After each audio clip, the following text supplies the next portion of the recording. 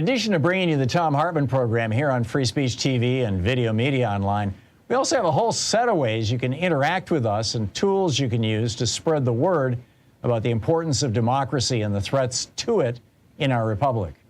First, there's your daily homework. Sue Nethercutt puts together a daily email newsletter that has a link to every story I discuss on the air, so you can find my sources and you can share them with your friends. It's free and you can sign up at thomhartmann.com. Second, I publish my daily take every day over at the hartmannreport.com website. That's also free if you want the daily 5 days a week rant in your inbox. No ads either. Third, we have the podcasts. There's the free 1-hour version of our daily show that's advertising supported. You can find that wherever you get your podcasts normally. And then there's also the podcast of the entire 3-hour show with no advertisements, and that's available by subscription over at thomhartmann.com. So check them all out at thomhartmann.com and hartmannreport.com.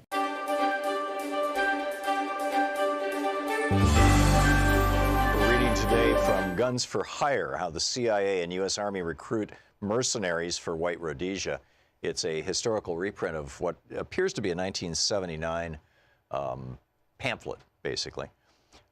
This is from the introduction. It does have an ISBN number. It is available in book sources.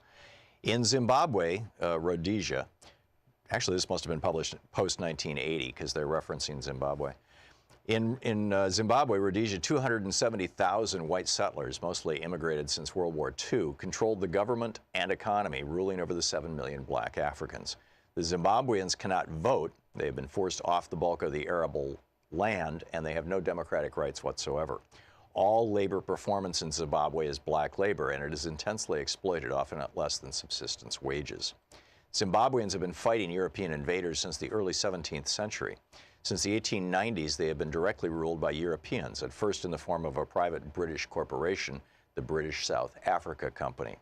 Since 1923, direct political rule has been in the hands of the white settlers, currently led by Ian Smith and his fascist Rhodesian Front Party.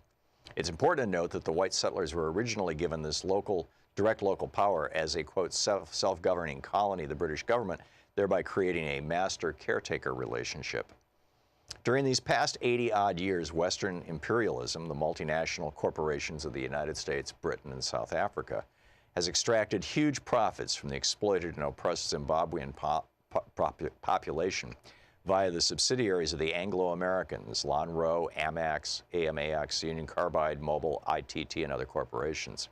They fully intend to continue doing so as long as they can. The white settler minority has been rewarded for their violent subjugation of the Zimbabwean people with perhaps the highest national standard of living in the world. Sir Roy Welensky, the former Prime Minister of the Central African Federation, which included what is now Rhodesia, once said, "This man Smith has an appeal. It's the appeal of an easy life. For $6,000 a year, you can have 5 servants, a swimming pool, and a lot." Beginning during the early 1960s, however, the Zimbabwean nationalist forces under the leadership of the Zimbabwe African National Union, ZANU, evolved the strategy of guerrilla war to liberate their people and land. It is proving to be very successful. There are 20,000 guerrillas in base camps in Tanzania and Mozambique, over 3,000 in Zimbabwe itself, and this number is continually rising.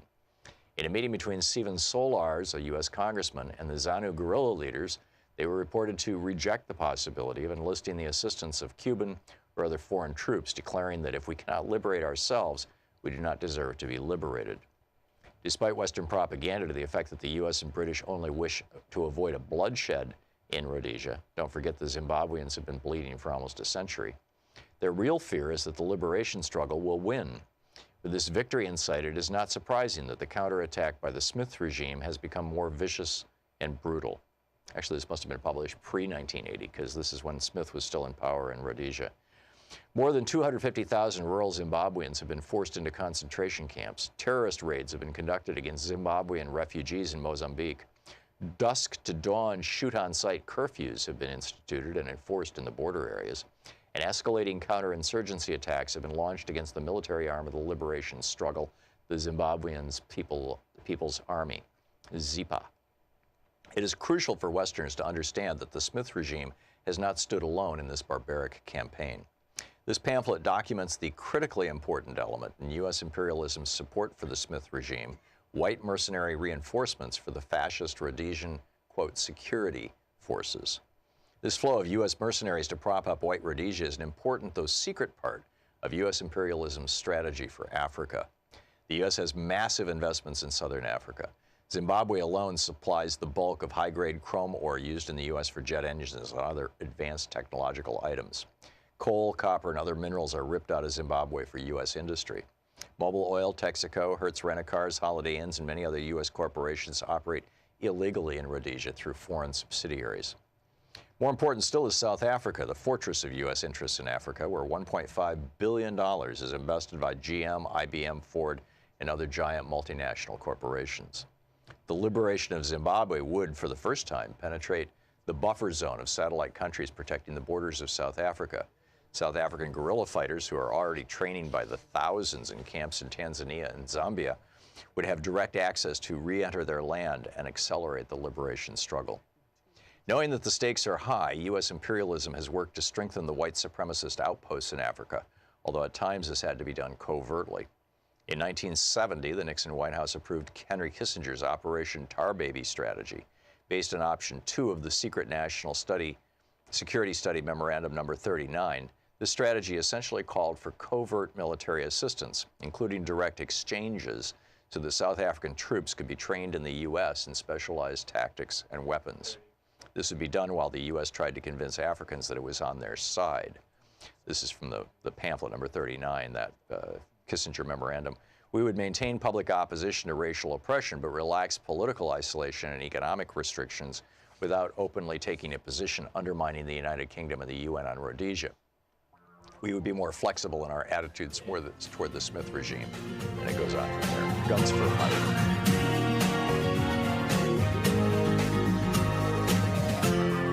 This is the Thom Hartmann Program.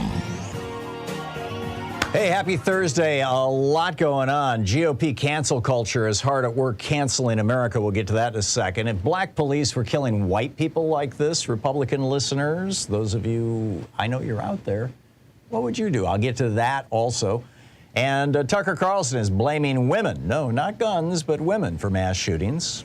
Yeah, they need to stop lecturing men. I'll tell you about that. In our second hour, Russia is betting on a Republican takeover of the House of Representatives so they can win the war in Ukraine. Seriously. And sometimes sex is not about procreation.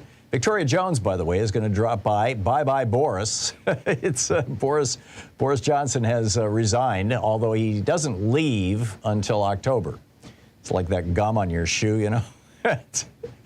And Shane Assazadi, did the West Virginia Democratic Party leadership get a progressive overhaul in our third hour? A lot going on in West Virginia. So there is an enormous amount of stuff in the news, and I just wanted to start out with a kind of a question, you know, for my listeners in the Chicago area. And because, you know, one of the biggest progressive stations in the nation, WCPT, is based in Chicago, and I'm assuming it throws a signal into Highland Park. And my understanding is that this is a community that's 1/3 Jewish. So you've got a progressive Jewish community that gets shot up, and then this fellow drives up to Madison, Wisconsin, which is probably the second most progressive area in that area. There are multiple pictures of him at Trump rallies and wearing Trump flags and doing Trump things. There is a post over on Facebook right now by Rachel Wachstein, Wachstein, if I'm pronouncing it right, who says, it's titled, Bobby Cremo is not a lone wolf. She says, I recognized him right away as part of the group of local angry white young men who had previously waited for me after protests to threaten and harass me, and came to the Protect the Results Vigil on December 12th, 2020 in Highland Park's Sunset Park, where they did the Nazi salute multiple times and screamed at our group. And then, you know, she has a link to what they were screaming. Apparently the shooter was, now again, I haven't corroborated this. I'm not sure that anybody is able to. Although, maybe people, hopefully people are now digging into old footage of this, what was it called? Protect the Results rally. This was a Keep Trump in Office rally on December 12th, 2020 in Highland Park. And and she's saying he was there, the shooter. He was there. He's part of this. And I'll share more of her post with you in just a moment. But this is what the people who were there at that rally, this is what they heard.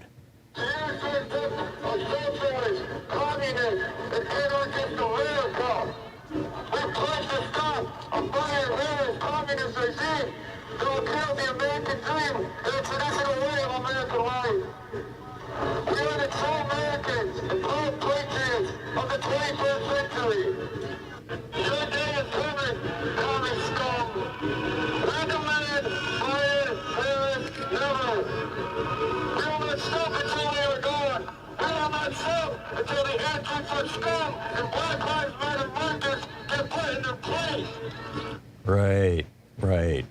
So she goes on to say the police were there. They did nothing other than tell us to leave the park at dusk when we were already heading to our cars. And then she goes on to say in Northbrook, the Stop the Steal rallies were violent. People who I was counter-protesting with were hit on the head with thick flagpoles by the future shooter and his associates. The police did little when their side crossed the street to confront us repeatedly. The shooter, she's talking about the Highland Park shooter, joined a group of pro-Trump and militia supporters in the summer of 2020 to intimidate residents with their aggressive Trump train through the heart of the old downtown, the location of his future mass shooting. She says, don't believe the news reports. Bobby Crimo was a known agitator, and there could have been interventions before my neighbors' bodies lay strewn across the parade route. She goes on to say, you will see, she says, the truth is slowly leaking out as some media outlets do the investigative work that should be done. You will see that Robert Crimo wasn't just a crazy person with violent tendencies. He was part of an organized movement to instill fear in anyone brave enough to oppose the fascist threat to our country. He is no lone wolf. There are 100 Bobby Crimos waiting in the wings for a chance to punish liberal America and anyone who they see as not embodying, quote, traditional American family values. And she ends with a call to do your damn homework, media, and a whole bunch of links to various news stories that, might back up what she's saying. So, as I said, I can't verify this, but it doesn't sound incredible. It doesn't sound, beyond the pale. In fact, it seems to be consistent with a lot of what we're learning so far. Which brings me to my op-ed today over at HartmannReport.com. GOP cancel culture is hard at work canceling America. And, I point out that Republicans are all about canceling things, including our lives now. To start out with Ron DeSantis, he's canceling, he's just canceled all kinds of stuff down in Florida. Your right to learn the true history of America in the public schools. Your right to understand that the founders actually thought there should be a separation between church and state, your voting rights, your right to publicly demonstrate, those kinds of things. But DeSantis is new to the game. I mean, this goes way, way back. When Biden was pushing his American Rescue Plan, every single Republican in the House and Senate voted to cancel that plan. And then they wanted to cancel our memory of their canceling. Roger Wicker was one of a dozen Republicans to tweet out a brag on how the COVID rescue legislation was helping people in his district. But that's just the beginning. Republicans have been trying to cancel the minimum wage ever since it was enacted in the 1930s. They've canceled every attempt to increase that minimum wage for over a decade. They're trying to cancel America's health care. They voted, 40 or 50 times to cancel Obamacare. They fought to cancel unions since the 1920s. In the 1940s, they passed Taft-Hartley. They've worked hard to cancel educational opportunity for Americans. Republicans have been working since 1980 to cancel a woman's right to choose an abortion, and now they've done that in multiple states. They're trying to cancel the workplace political and social rights of women. They've been working on this for a half a century, fighting the Equal Rights Amendment and others. They've been trying to cancel your right to clean air since Richard Nixon tried to veto the Environmental Protection Agency and did veto the Clean Water Act. Both were overridden by Democrats in the House. But 6 Republicans on the Supreme Court just canceled the Clean Water and Clean Air Act's ability to regulate CO2. They're trying to cancel the right of LGBTQ Americans to get married or even enjoy intimacy with their partners. According to Republican Clarence Thomas on the Supreme Court, the court will be canceling those rights this fall and next spring. They tried to cancel your getting the COVID vaccine. Excuse me. Multiple red states are working to cancel the lives of thousands of their own citizens, millions of their own citizens, really by eliminating mask mandates. They canceled the lives of 1 million Americans who died to COVID. I mean, it just goes on and on. You know, they try to, you know, with their stand your ground laws down in Florida, they gave Republican hero and white supremacist superstar George Zimmerman the right to cancel Trayvon Martin's life. The GOP is all about canceling your vote. As the Brennan Center says, as of January 14th, legislators in 27 states have introduced, pre-filed, or carried over 250 bills with restrictive voting provisions. The Supreme Court wants to let, or actually has let, this was the Ohio decision back in 2018, let Republican secretaries of state cancel the voter registrations of over 20 million Americans so far, just since 2018. They canceled your right to get a bottle of water or a slice of pizza while you're standing in line to vote. And then on January 6th, they tried to cancel American democracy. It's pretty insane, you know, what is going on. And so, you know, the GOP cancel culture is hard at work canceling Americans. And what is going on with this shooter in Highland Park? If you're from the area or from Chicago, I'd love to hear from you if you have any information on this or can back this up or whatever. I'm going to stay on this story and see what I can learn about it. As I said, this is uncorroborated right at this moment. This is the Thom Hartmann Program. 16 minutes past the hour, helping you win the water cooler wars. We'll be right back.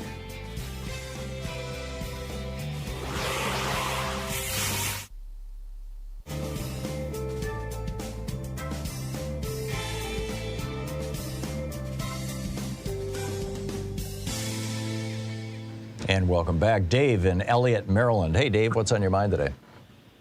It's Ellicott City, Maryland. Tom. Oh, Pelican City. Okay, I'll fix that. Ellicott. No, you mentioned the Georgia Guidestones yesterday, and my parents used to live about a half an hour north of where they are in Hartwell, and before they passed, they went down to see them, and they were beautiful. It was a lovely monument to mankind. It's a lovely secular monument to mankind with a very good message on it. I don't know if anybody will ever take it to heart, but it's a good message. And somebody blew it up yesterday morning, or blew up one of the 4 big granite stones, and it's just awful. Yeah, I think that this was immediately after. This got blown up the day after a Republican candidate for public office in Georgia called for them to be blown up. So, hey. Oh, really? Yeah. I thought it might have something to do with the subpoenas. I hadn't heard that. No. Google it. It's. In fact, there was a story all day yesterday. There was a story about it on either Democratic Underground, Raw Story, or Daily Kos. I'm pretty sure it was on Raw Story. But yeah. Oh, wow. This was a direct response to that. But it doesn't surprise me because, again, I've been down there many times. You lived there for a while. You know what I'm talking about. Well, I never got down to the Stones. I lived in Georgia for 13 years, but I really, Louise and I were running a business, and I wasn't all that, deeply involved in the culture of the state. I didn't know about them. Well, my parents retired there, and they took us there, as just one of the local attractions to see, and it's really neat. There's another stone close by that's supposed to be a local Native American center of the world monument that's really neat. But, blowing up the thing, the people down there have been talking about getting rid of that for years because they think it's satanic. It's absolutely absurd. Well, and the message is basically... But then you're talking about people... Go ahead. I'm sorry. Finish your thought. I was going to say, but then, you're talking about people where there's a large segment of them. I'm not going to broad brush all of them, but there's a large segment of people who honestly, and I mean this seriously, will not buy Hellman's mayonnaise because it has the word hell in it. Oh, interesting. It's insane. It's insane. Yeah. Well, these are the Christian dominionists. These are the people who are working to take over the United States and turn us back into the theocracy that Massachusetts was in the late 1600s. Right. These are the Christians that have never read the Bible. They're fans of Jesus, not followers of Jesus. Yeah, exactly. Jesus is their mascot. So what were the messages on the stones? There were things like, keep humanity population under 500 million. And the last one was the one that always gets me. It says, leave room for nature, leave room for nature. And it's like, it's a nice message. Yeah. It's a nice message. There's nothing right. It's just written in, I think it's eight main languages of the world. And then across the top, it's written in 4 ancient dead languages. Wow. And, somebody put a lot of work into those. Oh, yeah. Some rich guy in the 80s did this. Nobody knows who he is because they kept it secret. And some rich guy in the 80s funded this. And since, And they're stones, and they're carved into stones like tombstones, etched into the stones. Yes. Yeah. Yes. And there's like little drill holes in them for some kind of lineups, and you can't see, and that kind of thing. Oh, but there's a camera nearby. They need to check the camera to see who was looking at it, who blew it up. Yeah, you would think. Dave, thanks for the call, and thanks for the information. Amazing. 20 minutes past the hour. We'll be right back. I have a question for my Republican listeners. I'll share that with you on the other side of the break.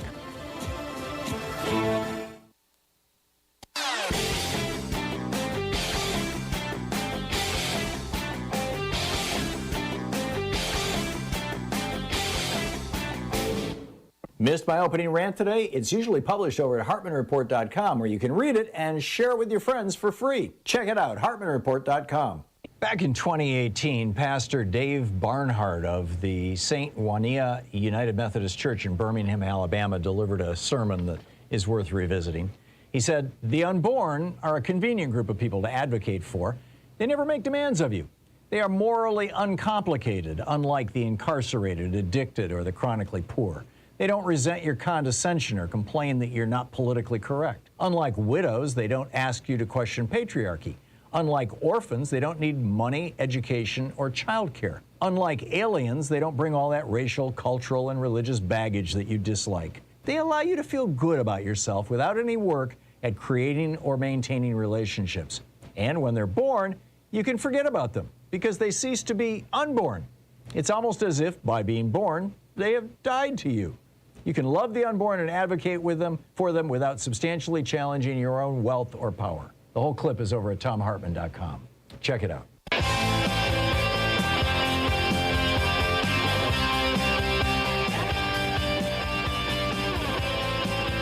Welcome back. Thom Hartmann here with you. One other thing I just wanted to flag and just kind of note for you is that James Comey, who Donald Trump fired and hated, was audited by the IRS with the most invasive type of audit possible, basically a proctological exam. And then Neil McCabe, his number 2, who became replaced him, who Trump also hated, he also got audited with the same kind of exam. It's in the New York Times right now, and it's really worth a read. This is pretty grim stuff.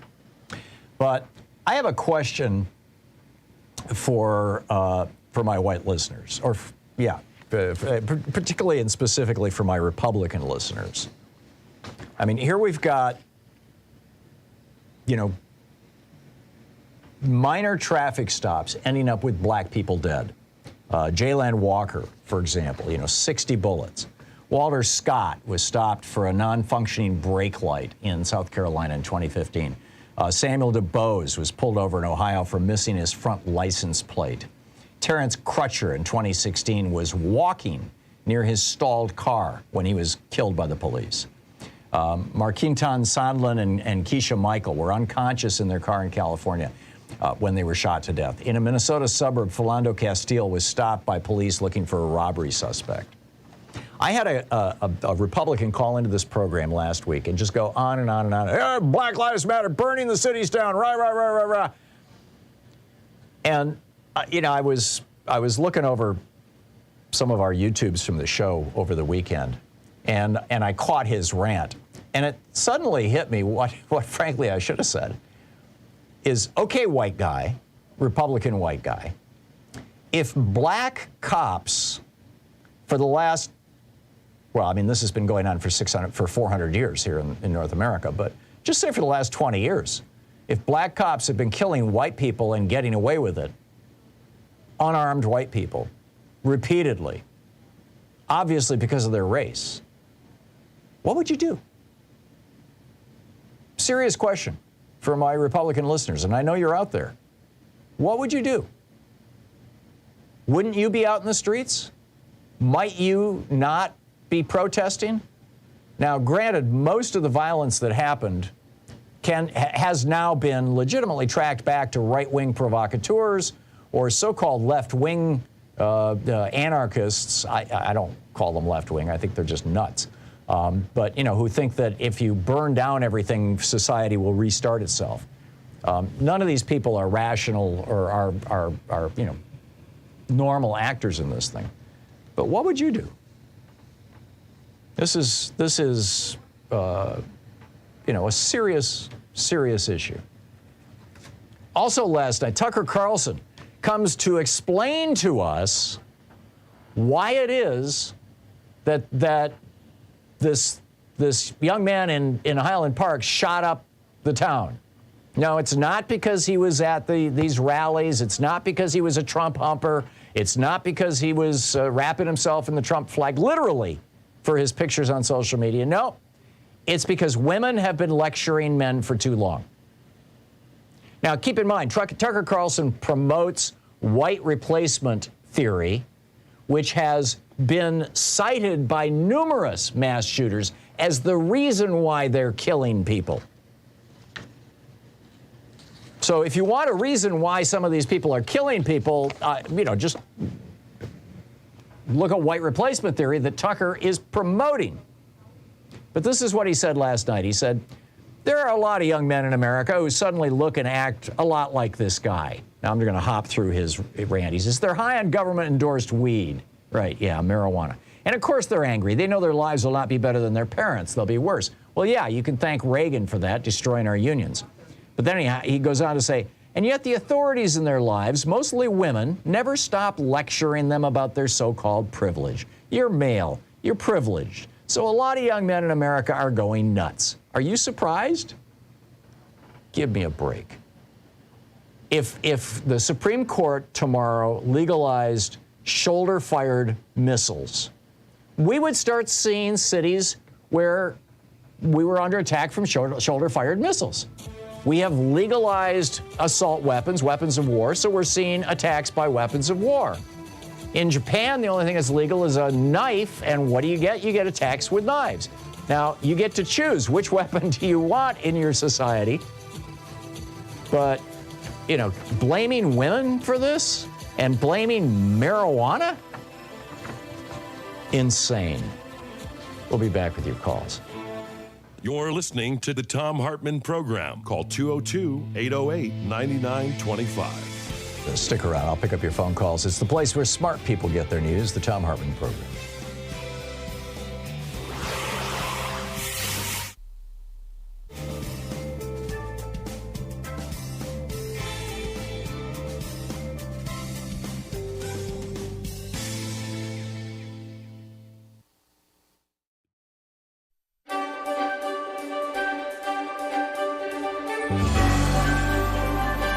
Our book for today is Kickback, Exposing the Global Corporate Bribery Network by David Montero. This is from the introduction, Chapter 1. During Watergate, the appointment of a special prosecutor to investigate Richard Nixon's alleged tampering with elections was intended to mark the close of a sordid chapter in American history.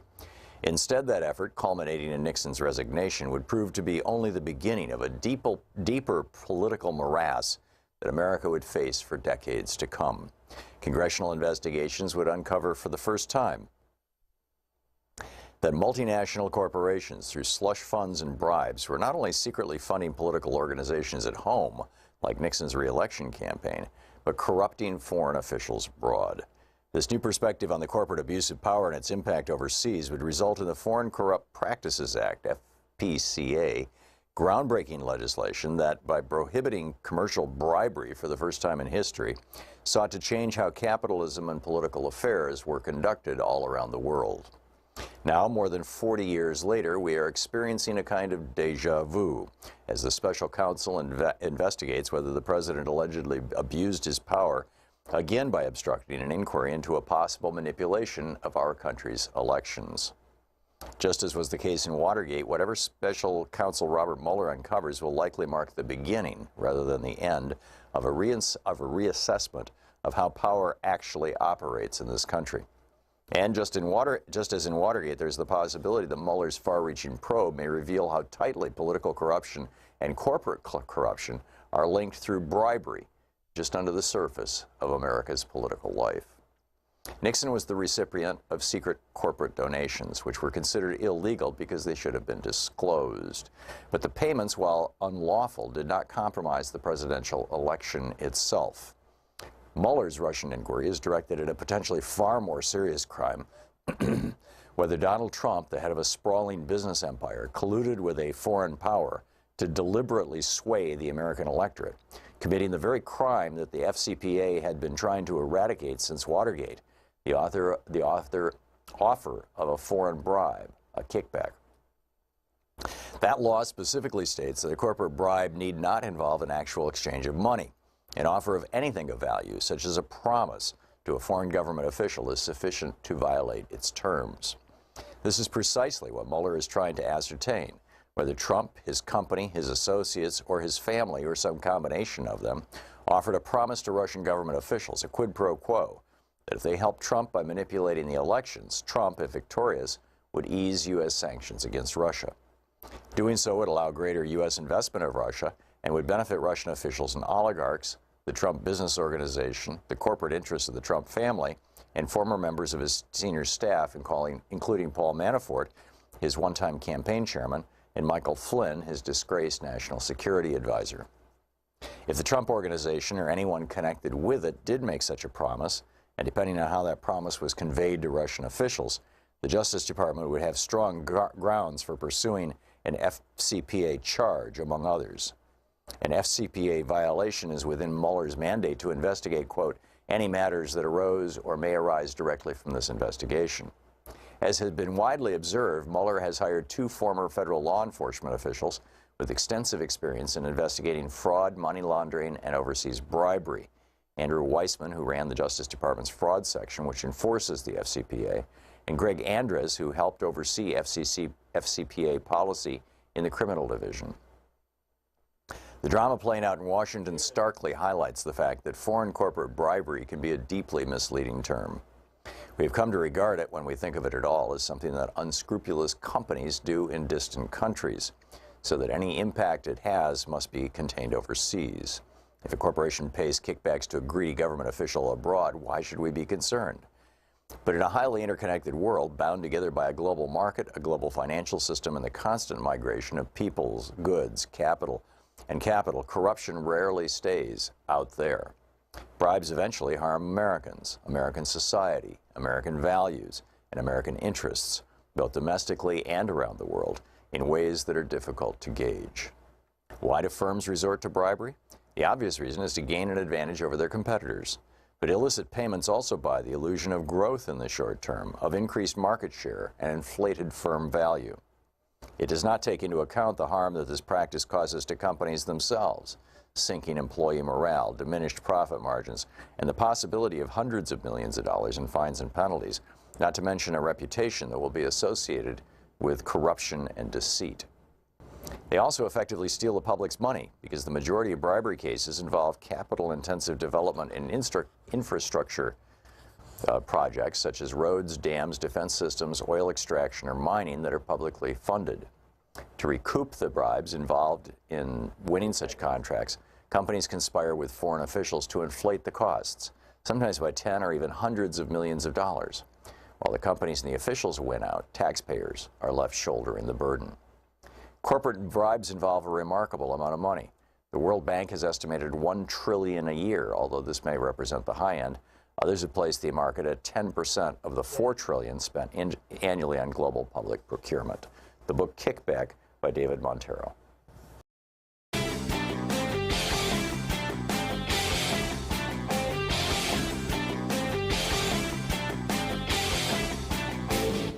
Our 1-hour free podcast recaps our show, and it's available wherever fine podcasts are found. And we have the full 3-hour podcast available over at thomhartmann.com if you want to really support our program. Welcome back. 34 minutes past the hour. Fred in Los Angeles. It says you disagree with me. You go to the front of the line. What's up, Fred? Yeah, can you name for me one episode or one story in the New Testament where Jesus Christ is shown to be a tyrant or an authoritarian, or using mind tricks, or using some type of how you describe some type of psychological trick to keep his followers following him? That's got to be the most bizarre question anybody has ever asked me, Fred. Why are you asking? It's not bizarre. No, because you sit there and you talk about Trump being a tyrant, and Christians are following tyrants, and Christians are under a mass illusion, and Christians are the problem in this country. You know, you live in a country that has had 400 years of an overwhelming Christian worldview. And when you look at the 20th century, all the mass killings done in the Soviet Union, the gulags in Ukraine, where you had the Holodomor, when you have Cambodia, the killing fields, Vietnam, North Korea, China, where Mao killed 60 million people, all that was done by atheistic leaders, atheistic governments. What does that have to do with the separation of church and state in the United States? Are you saying there's that no such thing? There is no such thing as separation of religion and state. Every state is based on a religion. Okay, right? Fred, I encourage you to read the Constitution. I'll just leave it at that. Robert in Grays Lake, Illinois. Hey, Robert, what's on your mind today? I'm responding to your narration about the situation in Highland Park. Right. I think that the briefly which you gave is absolutely correct. This area that we're in is where a few miles north is where Kyle Rittenhouse came from. And another thing that's kind of interesting, the Lake, just give a little background about the Lake County Police in relation to this. There was a cop a few years ago staged his death. And it was discovered, it was almost immediately recognizable that what he did is he had been caught embezzling, and it was about to kill another official. And the Lake County Police Department refused to accept that, even though it was obvious. Now, back to this situation, knowing the area and knowing how prevalent this right-wing situation is around here, I mean, there are even people that are 3%ers on the board of the Lake County board here. But going back to Highland Park, that area is very easy to have been secured. I would, if I was people in Highland Park, would start to ask the mayor, why did you not secure this area? Well, there were a whole bunch of cops and first responders in that parade. I don't know how you can secure a parade. Tom, I'm saying that, Tom, this is the whole thing is odd. He left the weapon there, climbed down from the building, was driving around. They won't even reveal how long was he driving around in the county armed, because we were having a party when I found out about it. People were terrified. Right. He drives all the way up to Wisconsin. That's like a 90-mile drive up to Madison. Opts not to do something there, drives all the way back. He turned himself in. Yeah. They did not catch him. He turned himself in. No, after he drove up to Madison, Wisconsin, according to what he told the police. And I'm saying, okay, he goes from one of the most heavily Jewish communities in the region, and then shoots it up, and then he drives to one of the most famously liberal towns in the region, and thinks about shooting it up, and decides not to, and goes back down to Highland Park. There's smoke. Is there fire? There's fire.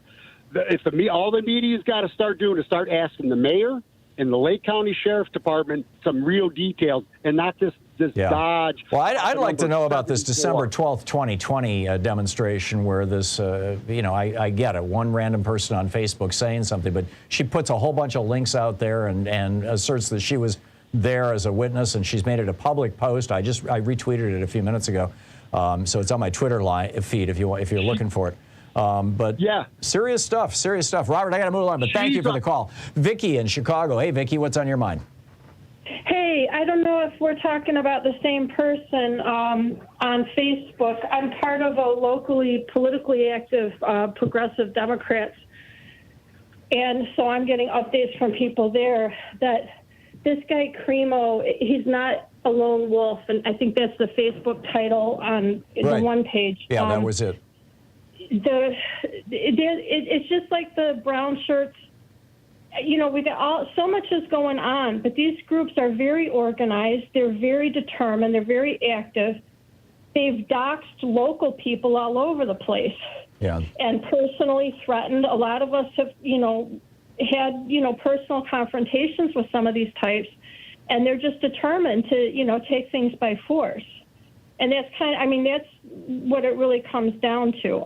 And we've been talking since the 90s about right-wingers after McVeigh and the Oklahoma bombing, infiltrating our military, our law enforcement, and our courts. And now here we are 20-some years later, they're on the Supreme Court. And it's no surprise if they're in law enforcement in this county where the shooting actually happened. If you drive through there, you'll see the local support for the MAGA QAnon theories. Yeah. And I think we fool ourselves if we think that this is, it's just another mass shooting. More and more of these we can see where there's targeting, and the person doing the shooting has a history, whether they've been radicalized in a brief period of time or a longer period of time. But they're very tied in. The lyrics of this guy's rap songs tie in exactly with a local hate group called Awake Illinois, spelled with a Q for the QAnon. And the person who runs that is well-connected with money, and they're working very hard to get their people in elected offices from precinct captain all the way up to the top. Amazing. But, so that's the question is he really connected? And given his his grandfather was mayor of Highland Park, his father lost the election to the current mayor. But, on camera, the family's very, sympathetic and, heartbroken about what happened. But the fact is they're part of that MAGA QAnon nonsense, and that's also pushing for violent change. Yeah. Yeah, there was one of these giant marches in Boston over the weekend, in fact, and the police did absolutely nothing to it. It was nonviolent, actually. I said violent, I meant nonviolent. Basically Nazis with, hiding their faces. This is the Klan all over again, hiding their faces. It is, and the thing is, when you go out there to volunteer as a poll watcher for whichever party you're registered with, and you get directly harassed by someone, and I've had it happen to me personally. I've numerous friends now who've had it happen personally, and they might even drive by your house. It goes really. The workers in Georgia, that was a representative sample of what's going on across this country right now. Wow. The women who testified before the committee on January 6th and the harassment that they suffered by being targeted by the president himself. Right, Miss Ruby and her daughter. Yeah, I get it. Yeah, and that's going on a local level across this country. Okay. They are determined, and they don't care about right and wrong. Well, they're operating out of what they believe is right, that white people and Christianity are the way of America. Basically, white power and Christianity were what America were founded on, and therefore everything else needs to be set aside or pushed out of the way. I mean, this was Hitler's big shtick. I really think that's part of the lie now in this country with our capitalist system. I'm not anti-capitalist, but I think these people know exactly what they're doing, and it's not what they. I think they're very much like Trump. They don't really believe in anything other than their own power and control. Yeah, there you go. And I think that's what it's about. Just like every other vicious crime, it has a lot more to do with power and control over other people than it does some ideology, even about what's right and wrong. Yeah, and we fool ourselves if we subscribe to that. That they, individual voters who aren't involved, yes, they're anti-abortion or they're whatever their beliefs are. But this thing with the ones who are active and fomenting. No, they're not the ones out there doing the rants. I get it. Vicki, thank you very much. Robert in Fort Myers, Florida. Hey, Robert, what's up? Well, this is the first time I've ever called a talk show before, but I watch a show frequently on Thank you. Free Speech TV.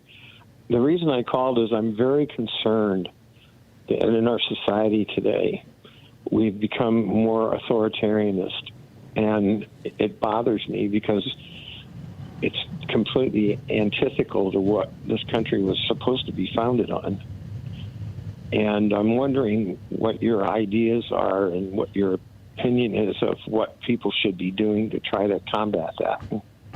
I think the starting point, what you have is psychological poison that is spreading through the bloodstream of America with these hateful ideologies. Prior to the era of social media, it was basically on the margins. But what has happened is that social media has, they tune their algorithms to push, if you have a little bit of an interest in something, they push a whole lot more of that at you. So you become essentially a fanatic about it. And so, if somebody's concerned about something that might dance around the edges of this, the idea of affirmative action, for example. You read a story about affirmative action, and the algorithm notices that you read that, and so then it starts pushing, things to you of people who are saying, oh yeah, black people are getting all the benefits. And then pretty soon it's like black people need to be wiped out, or Jews, or, fill in the blanks, right? But I think that, and I may be wrong on this, but I did a hell of a lot of research into this for my last book, The Hidden History of Big Brother in America. And I really believe that most of this would not be happening if it were not for the algorithms that are running on social media right now. And Congress needs to do something about that. We need to get that under control. Robert, I got to run, but thank you for the call. It's 45 minutes past the hour, coming up on 46 minutes past the hour. We'll be back with more of your calls and thoughts here on the Thom Hartmann Program, the place where despair is not an option.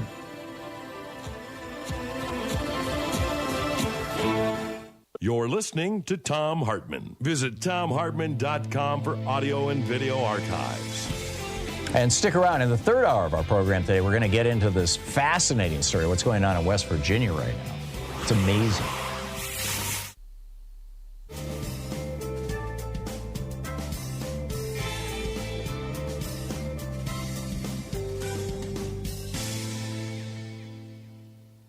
And welcome back. Dennis in Aptos, California. Hey, Dennis, what's on your mind today? Well, one of the things that I didn't hear from you that Republicans, right-wingers might want to cancel, could it also be renewable energy? Oh, yeah. And the reason I'm bringing this up is because I am a member of the Sierra Club, and I got their latest magazine, and there was an excellent article in there about how some in big oil are trying to switch gears, retool. In fact, I think one of the Chevron refineries here in California, they're going to start making biomass, alcohol fuel, basically. Mm-hmm. And the article was about how this can be done, basically. And if it's done with renewable energy, you're going to knock CO2 emissions down by a lot. But if it's done with burning fossil fuel to make the alcohol fuel, right, then basically you don't get anything out of that. Right, which is largely really how it's done right now in most of the country, particularly in Iowa. Yeah, so I wanted to bring that up because I thought, it was just a great article. And, of course, in there they talk about ways it can be done right, using the renewables. On top of this, again, I could even tie in Russia and the Arabian petro-fascist states, something, the oil sales. If countries like Norway, which I just read about this morning, and a number of other European countries, if they're going more and more toward renewables, then why do they need Russian gas or Russian oil? If you have the amount of electric vehicles being made in Sweden and Norway, where they're surpassing the sales of petrol cars, then you don't need the oil. And I don't hear enough of this from the mainstream media. This is a major the gasoline prices instead. Yeah, this is by the way, the price of oil dropped below $100 a barrel day before yesterday, and the last time oil was below $100 a barrel, gasoline was selling for $3.45 a gallon. So, yeah, so this is price gouging. Yeah, exactly. It's pure price gouging right now because, the big oil companies do not want Democrats in control. It's that simple. It's not a conspiracy theory. I mean, it's a definable truth.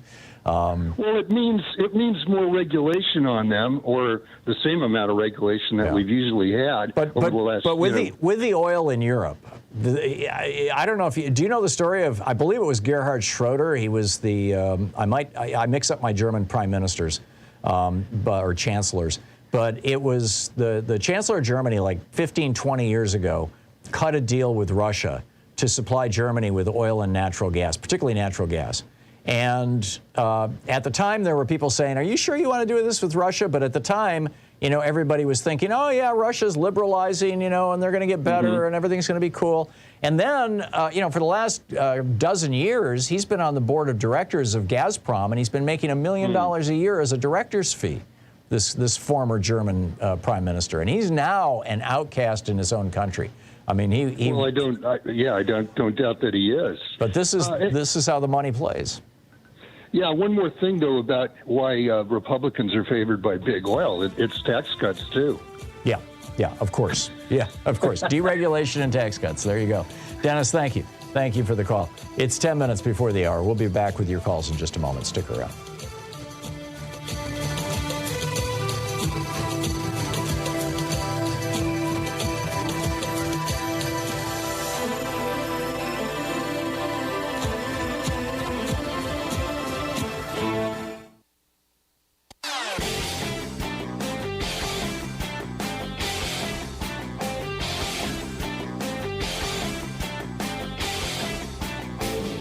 Hey, I've got a new book out. It's called The Hidden History of Big Brother in America, How the Death of Privacy and the Rise of Surveillance Threaten Us and Our Democracy. Available wherever you find fine books.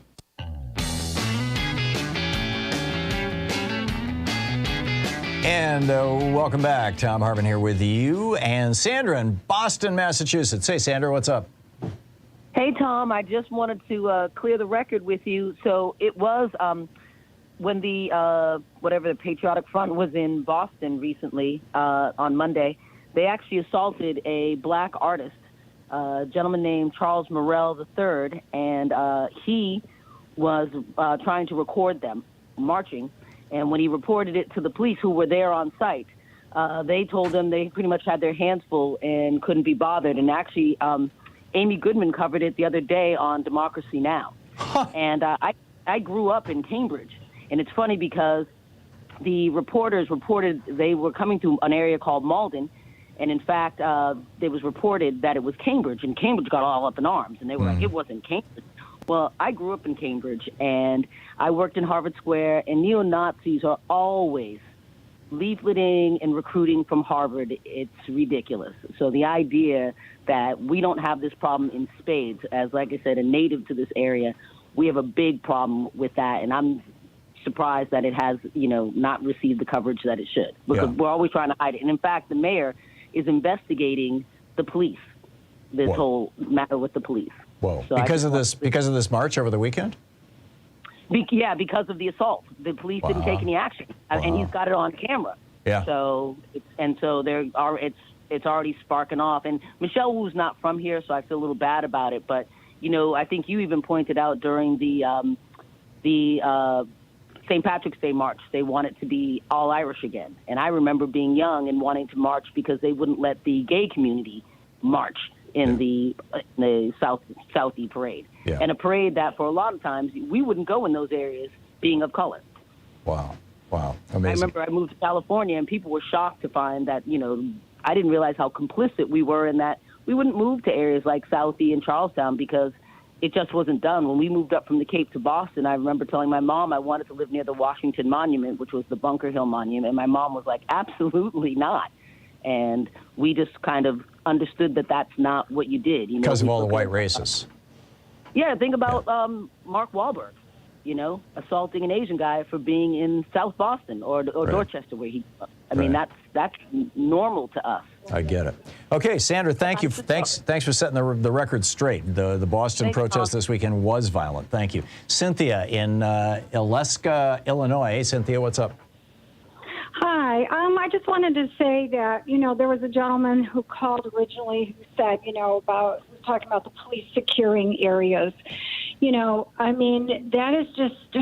It's a fantasy. Easier said than done. I mean, there were 14 towns right in this area that canceled their 4th of July parades, their fireworks that evening. Even Ravinia Festival has canceled this weekend because even though they have high security there, you mask, you go through security to get to the venue. They don't feel that they can secure their area right now.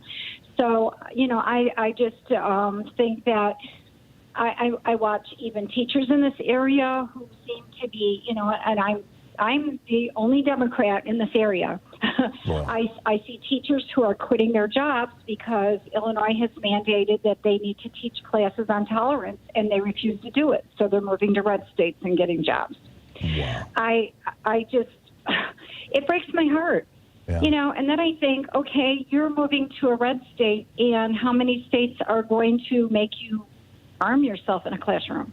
Yeah. I just don't understand it. And it's great to put drones up in the air to make sure that there's nobody on rooftops, but when fireworks are going off, how about instead of securing our parade routes, how about securing our weapons of war? I mean, it's like that's what we used to do. We used to have armories for them. How does a young gentleman like that be able to have an arsenal when he has a history of violence? Yeah. Well, you can thank the Supreme Court and the National Rifle Association for that. I have my own words for them. But anyway, right. And I want to thank you for what you do and the intelligence you offer on your station. I'm a WCPT person. Thank you, Cynthia. Thank you. Thank you. Amy in Los Angeles. Hey, Amy, what's on your mind today? Yes, good morning, Tom. I want to give a message to these people in the country who are talking about this informing and trying to be on the good side with Trump and trying to cozy up with him. This is exactly what happened in Soviet Union in Stalin's repression. That I've written a book about it, and your good friend Greg Palast, who lives on my street, he has a copy of it, and I have some of his books. Mm-hmm. This is what Stalin did. All those people who were very loyal to him, who did cozy up to him, they did his bidding. He turned around and killed every one of them. This is very dangerous direction that this country is going. We're going to become like the Soviet Union. I think the old saying is live by the sword, die by the sword. Right. It's really bad. I mean, I'm really worried, and I love your show. At least you are putting on some people who come up with good ideas, suggestions, and fear. Fear is a very horrible controlling factor. This is what Stalin did. He controlled the entire Soviet republics with fear. Are you from that region, Amy? I'm Armenian. No, I wasn't born there. No, okay. No, but I've written book. I've studied a lot, and. But you can read history too. I get it. Amy, thank you. Yeah. Thank you for the call. I understand what you're saying. Absolutely. Thank you. We will continue. Speaking of Russia, Russia is now betting that if Republicans take over the House of Representatives, we will stop defending Ukraine. I mean, this is out in the open now, and Republicans are confirming this. I'll tell you about that after the break. You're listening to Thom Hartmann. Take.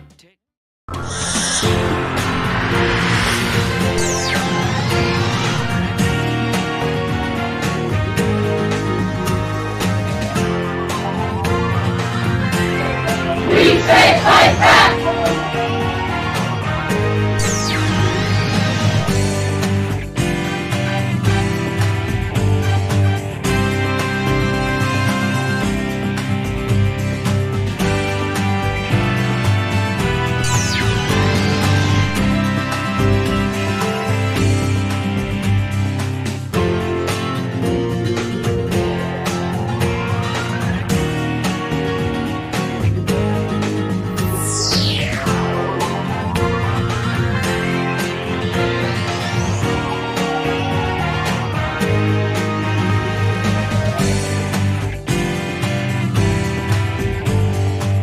In addition to bringing you the Thom Hartmann Program here on Free Speech TV and Video Media Online, we We also have a whole set of ways you can interact with us and tools you can use to spread the word about the importance of democracy and the threats to it in our republic. First, there's your daily homework. Sue Nethercutt puts together a daily email newsletter that has a link to every story I discuss on the air, so you can find my sources and you can share them with your friends. It's free and you can sign up at thomhartmann.com. Second, I publish my daily take every day over at the hartmannreport.com website. That's also free if you want the daily 5 days a week rant in your inbox. No ads either. Third, we have the podcasts. There's the free 1-hour version of our daily show that's advertising supported. You can find that wherever you get your podcasts normally. And then there's also the podcast of the entire 3-hour show with no advertisements, and that's available by subscription over at thomhartmann.com. So check them all out at thomhartmann.com and hartmannreport.com.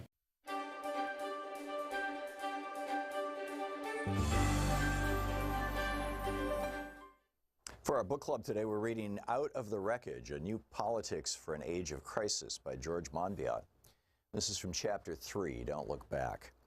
The political history of the second half of the 20th century could be summarized as the conflict between its two great narratives, neoliberalism and social democracy. Social democracy in this era, whose story I briefly summarized in Chapter 1, acquired much of its power and coherence from the thinking of one remarkable man.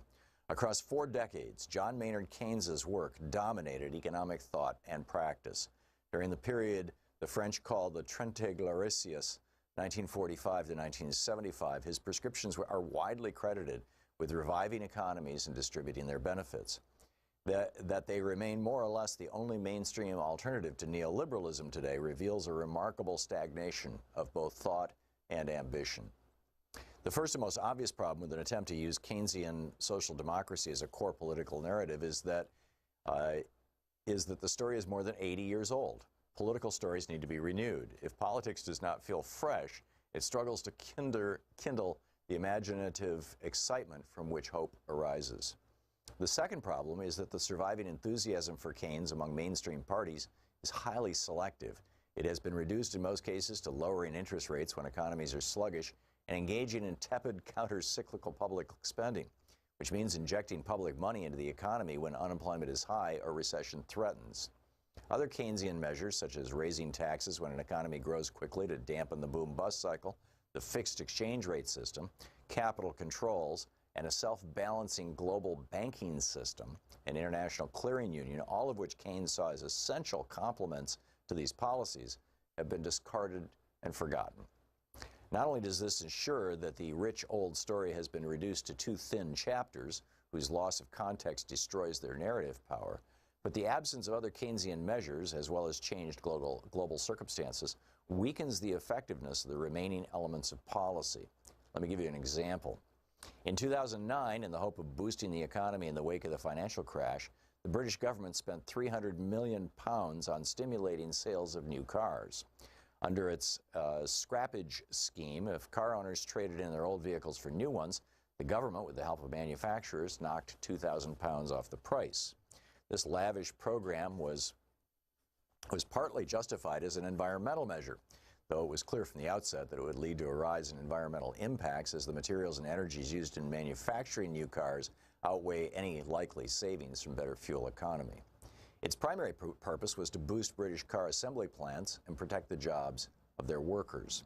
But European state aid rules forbade such schemes from discriminating between cars made in Britain and cars made abroad. British car parts assembled only some 15% of the vehicles sold in that country, which meant that 85% of the benefit went to car plants in Germany, Japan, and other manufacturing nations. We could see this spending as foreign aid to some of the world's richest nations. The current pattern of globalization, which developed partly as a result of abandoning the fixed exchange rates and capital controls that Keynes advocated, ensures that this problem is to some extent repeated wherever Keynesian stimulus spending is applied. It might lead to a general, if scarcely detectable, global economic uplift, but the domestic impact will necessarily be weaker than Keynes intended. This issue is compounded by the phenomena of job-free growth, caused in part by the automation now spreading into almost every economic sector. Today, governments pull the starter cord, spending public money and cutting interest rates, that ignited the economy and employment in the past, only to discover that it snaps before the motor fires. Two feeble measures, removed from the rich framework of thought and narrative in which they were once embedded, have little chance of sustaining a political revival. Another issue is that the troubles that beset the Keynesian model in the 1970s have not disappeared. While the oil embargo of '73 was the immediate trigger for the lethal combination of high inflation and high unemployment, called stagflation back then, that Keynesian policies were almost powerless to counteract. Problems with the system had been mounting for years. Falling productivity and rising costs push inflation, wages and prices pursuing each other upwards, were already beginning to erode support for Keynesian economics. Most importantly, perhaps, the program had buckled in response to the political demands of capital. Strong financial regulations and controls on the movement of money began to weaken in the 1950s as governments started to liberalize financial markets. Richard Nixon's decision in '71 to suspend the convertibility of dollars into gold destroyed the system of fixed exchange rates on which much of the success of Keynes's policies depended. The capital controls introduced to prevent financiers and speculators from sucking money out of balanced Keynesian economies collapsed. Today, it's hard to find a mainstream politician in Europe or the Anglophone nations, including those who call themselves Keynesians, prepared to call for their reintroduction. We cannot hope that the strategies deployed by global finance that helped to destroy the efficacy of Keynes's measures in the '70s will be unlearned. If the soft Keynesianism proposed by opponents of neoliberalism is to amount to anything but tinkering, it has to confront a wider set of challenges than most of its advocates have yet been prepared to acknowledge. But perhaps the biggest problem residual Keynesianism confronts in the 21st century is that when it does work, it collides headfirst with the environmental crisis. The book, Out of the Wreckage by George Monbiot. The senior-most officials could have authorized these activities. That's from the report. The next report put a name to one of those senior-most officials and specified an intended beneficiary, Donald Trump. Cyber War is the book.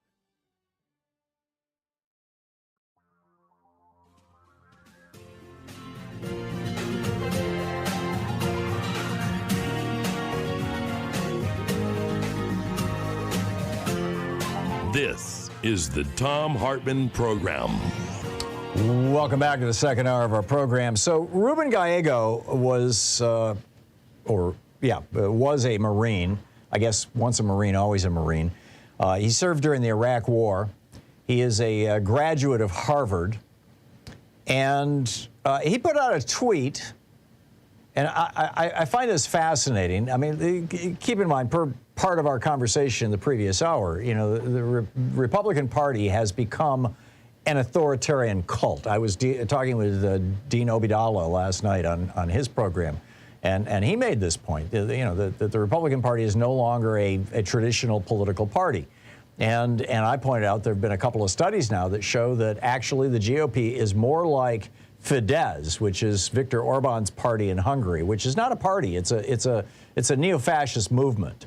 It's more like the Nazis in Germany in the 30s than it is like the Republicans of 1975, even the Richard Nixon Republicans. Certainly the Jerry Ford Republicans. They're gone. They're just gone. They have left the party. They have left the room. And so we're seeing this increasing trend now in Republican circles of embracing fascists and so-called strongmen and that kind of style of government as a way to govern a country. And so you've got CPAC going to Hungary. Again, Viktor Orban is running a country where there is no free media, independent media, or what independent media there is so marginalized it's pretty much non-existent. Your right to vote is irrelevant because he has gerrymandered the country to the point where he's going to win every election going forward. His cronies own every major industry. It's now a full-blown oligarchy at the very least, just like, Putin's Russia. And the Conservative Political Action Conference is embracing this. The Republican Party is embracing this. Tucker Carlson did his show for a week from Hungary. Viktor Orban in Hungary is the one European country who has refused to condemn Russia for slaughtering people in Ukraine. So Ruben Gallego posts this tweet that you would think on its surface, you know, when you first read it, would produce an outraged blowback from Republicans saying, "What? Are you kidding? No way." He tweeted, and I quote, "If the Republicans take over the House in 2022, U.S. support to Ukraine will come to a halt because they will not be able to stop Representatives Matt Gaetz and Marjorie Taylor Greene from dictating our Ukraine policy." Now, you know, most Americans are very supportive of Ukraine and have gotten the message, got the email, got the, you know, heard the voicemail, got the letter that Russia has ceased to be a functioning, legitimate member of an international community that holds any kind of values beyond violence. And in fact, I want to get into that in a little bit more detail in just a moment. But this is, you know, you would think that Republicans would say, "How dare you say that we prefer Russia over Ukraine?" You would think. So Marjorie Taylor Greene, over the 4th of July, said, "The U.S. is a bully and responsible for killing Ukrainian citizens, and Putin's Russia could have been an ally of the U.S." Not exactly those words, but close to it. But after Ruben Gallego tweets this, then Matt Gaetz tweets back at him, again, Republican from Florida, member of the House of Representatives, the one who's been investigated for paying for sex with an underage girl, for trafficking underage girls. He replies saying, "Ruben is correct." What? If Republicans take over the House of Representatives, they are going to pull all of our support for Ukraine? We're going to go full in with Putin? Because Donald Trump wanted to build a Trump Tower there and make $1 billion? Is that why? I mean, you know, I'm assuming most people would think kind of on the surface that must be what it's about. But no, that's not really what it's about. What it's about is choosing the form of government under which you want to live. And most of us would like to live in a democratic form of government, small d, not the party, the policy. A Republican form of government, to quote the founders of this republic. We would like to live in a country where the majority of, you know, the will of the majority, unless it steps on the rights of a minority, is the law, and the law is enforced, and that we become a nation of laws, not of men, to quote John Adams. But there is a faction within the United States that does not like that. These are, I call them Christo-fascists.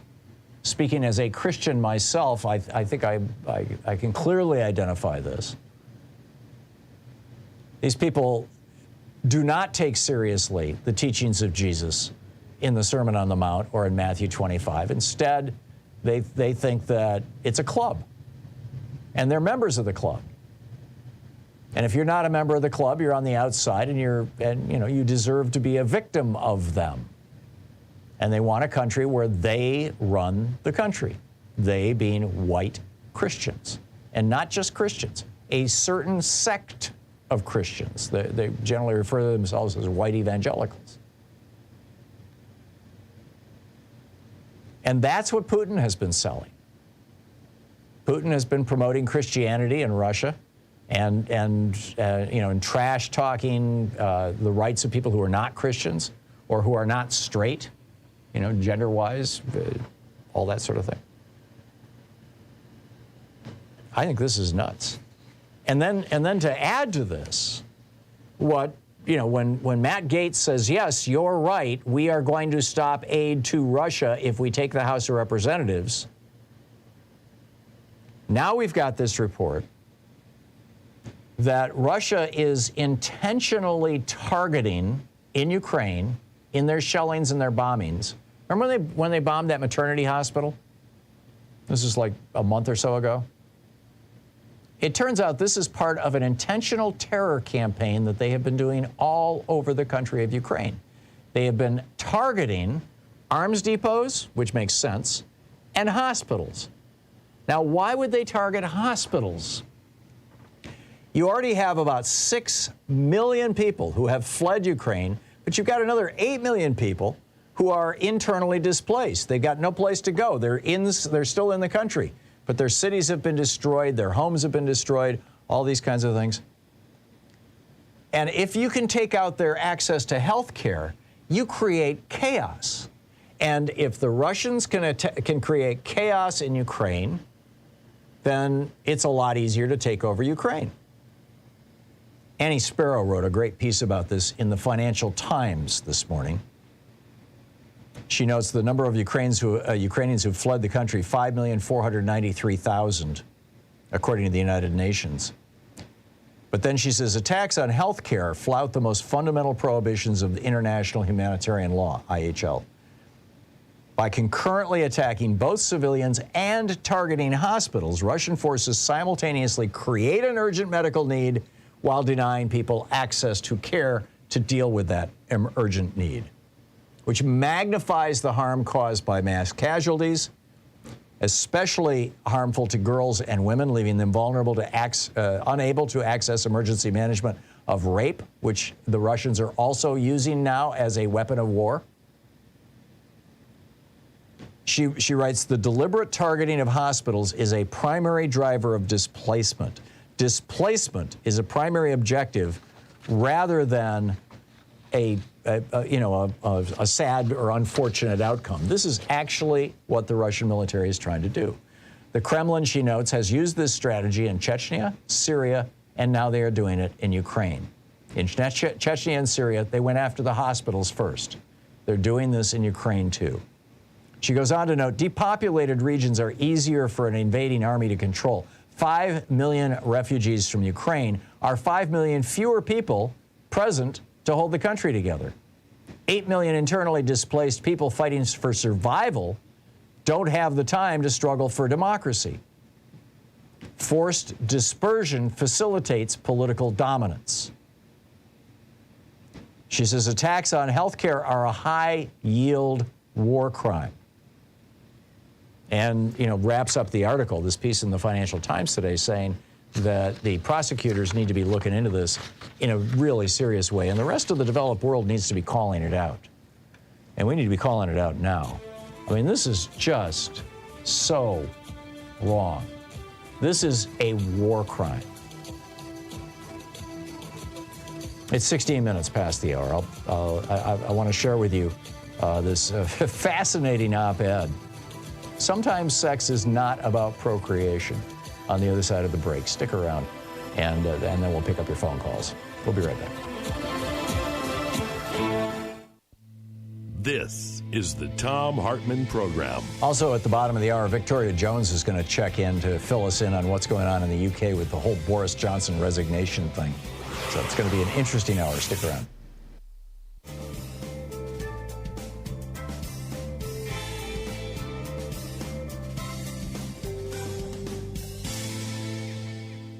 And welcome back, 17 minutes past the hour. Randy in Ottawa, Iowa. Hey, Randy, what's on your mind? Hi, Tom. I've got a couple points. I couldn't get through to you last week. That point was that we need to use Republican terminology when their ideology forces their ideology on us. The Supreme Court, and they should be called activist judges. They are, yeah.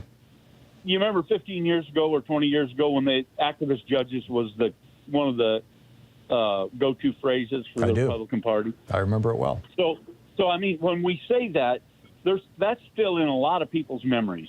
When you use that activist judges thing, then there might be a click in there where somebody remembers back the historical reference of it.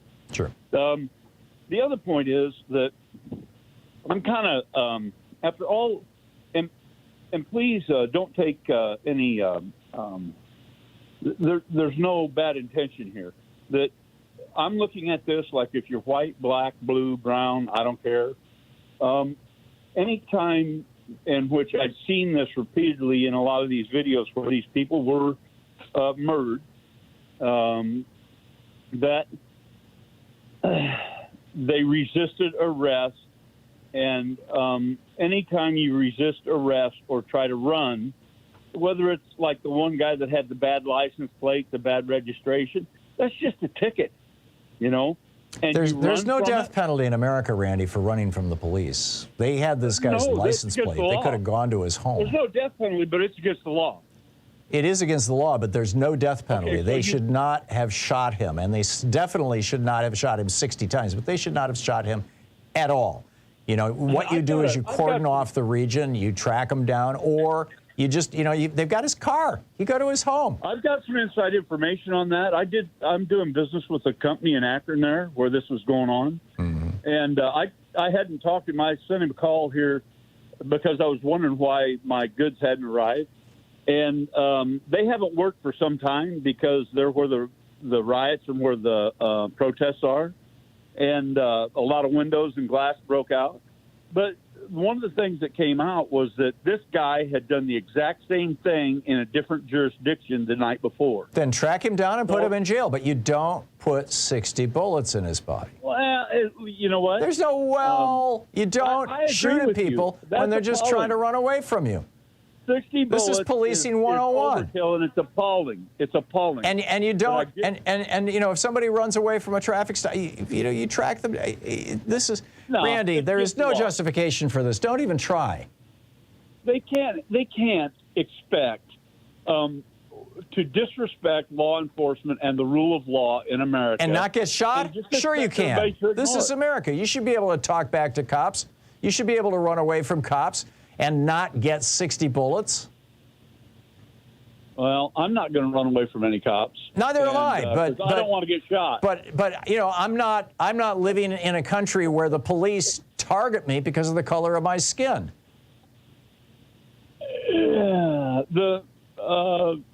Yeah. Okay. If I said this on the radio yesterday, Randy. If I was a black guy and I had a gun in my car and the police were coming up to my car for a traffic stop, which is what happened here, I would probably run too, figuring that, oh my God, you know, look at what happened to Philando Castile. Really? They're gonna take me out. Than that.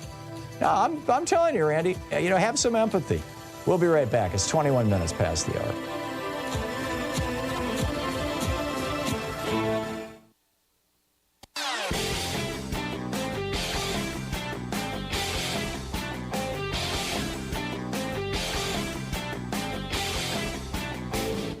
Change starts with you. You can be calling your Democratic or Republican representatives to let them know what you think by calling 202-224-3121. It's the Capitol switchboard. It'll get you right through to them. Back during World War I under President Wilson, we had a windfall profits tax on war profiteers, essentially, of 95% above their normal profits. You were allowed to make your normal profits, but when you started making more than that, 95% tax on that income. President Franklin Roosevelt revisited the exact same thing, windfall profits tax, during World War II, saying he didn't want this war to produce any new war millionaires. During the Korean War, Dwight Eisenhower had a windfall profits tax. During the echo of the fall of the Shah of Iran, when all the Iranian oil was taken off the marketplace and the price spiked, President Ronald Reagan imposed a windfall profits tax on the oil and gas industry to stop exploitation of that. Now we have Senator Bernie Sanders in the Senate and Ed Markey as well along with him, and Representative Jamal Bowman in the House saying, let's do the same thing now. There's a whole video about it over at thomhartmann.com. Check it out. Welcome back. Yesterday, KP published a piece over on Democratic Underground that I thought was just brilliant. It's an op-ed that was written by a guy named Tom Barton. He's a retired computer programmer down in Baton Rouge, Louisiana, and it was published in the local newspaper. And it was like, wow, a little moment of sanity. Just a little moment of sanity here. I want to share this with you because it was so well written and so I should share it rather than telling you about it. I should tell it. He writes, sometimes sex is not about procreation. Outlawing abortion is just a bad idea. He says, I'm an old man who's probably already had his last sex, but that doesn't mean I'm turned against it. In my mind, sex is the best it gets. It's fun, good exercise, and free. Most importantly, it's life's most spectacular form of intimacy. Think of music. Think of poetry. People are going to have sex. We humans love to make love. Of course, sometimes procreation is what it's all about, but that's only sometimes. Most of the time, the main point of sex is joy, communication, passion. Is there something wrong with embracing someone like your life depended on it? Sometimes in that embrace, by mistake or bad luck or carelessness, we create a fetus. In a desired pregnancy, common sense says that fetus is a wondrous miracle. In an unwanted pregnancy, common sense says that fetus is the equivalent of a bulldozer falling on a couple's head. All my life, he writes, this is, again, Tom Barton from Baton Rouge, Louisiana. He says, all my life, I've known the difference between a fetus and a baby. Now I'm being told there's no difference. That's a distortion of words and an error. The foundation of a house is not a beloved home. A 3-month-old fetus is not a baby. Having a kid shouldn't be a surprise assignment from God. Raising a kid is a 21-year project that's going to take up all of the parents' resources. Even then, it might never be finished. And pushing people into parenthood is bad business. And then he wraps it up with this just very nice little summary. He says, sex is beautiful. God did give it to us. We should not be asking every man and woman every time they enjoy this gift to be wagering on a lifelong obligation to raise a child. The abortion alternatives comes from our friend, science. It is not the enemy. What a straightforward and thoughtful, and I believe it's still on Democratic Underground on their, let me just check here. No, I guess it's scrolled off now, but it was up there most of the day yesterday. But, you know, pretty straightforward stuff, which leads me to wonder out loud, and, you know, love to get your thoughts on this. Is the war on abortion, you know, I get that, you know, there's religious ideology at work here, and there's this notion of when life begins. How much of it is about that, and how much of it is just about people who think that you shouldn't have sex, you shouldn't have fun, it should be limited for having babies? Sometimes I think that puritanical streak is like the largest part of America.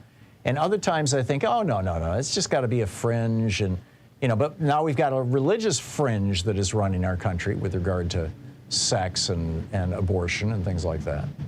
And now birth control. Now you've got Clarence Thomas saying, hey, you know, we think that we should overturn Griswold, the Griswold v. Connecticut case from 1965, I think it was, where they ruled that it was legal for a married couple, finally, to have condoms in their house. Now, it wasn't until 1972 that the Supreme Court ruled that single people could have condoms in their house.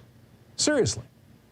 But, you know, now Clarence Thomas and some of his buddies in the Supreme Court, his right-wing buddies, and I'm guessing Amy Coney Barrett is right up there, having been a handmaid in a Catholic cult.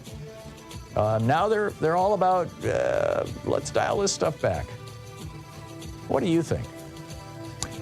Victoria Jones is going to drop by for a real brief hit on the other side of this break and tell us what's going on in the UK with Boris Johnson, and then I'll pick up your calls. You're listening to the Thom Hartmann Program. Call 202-808-9925. And we'll be right back.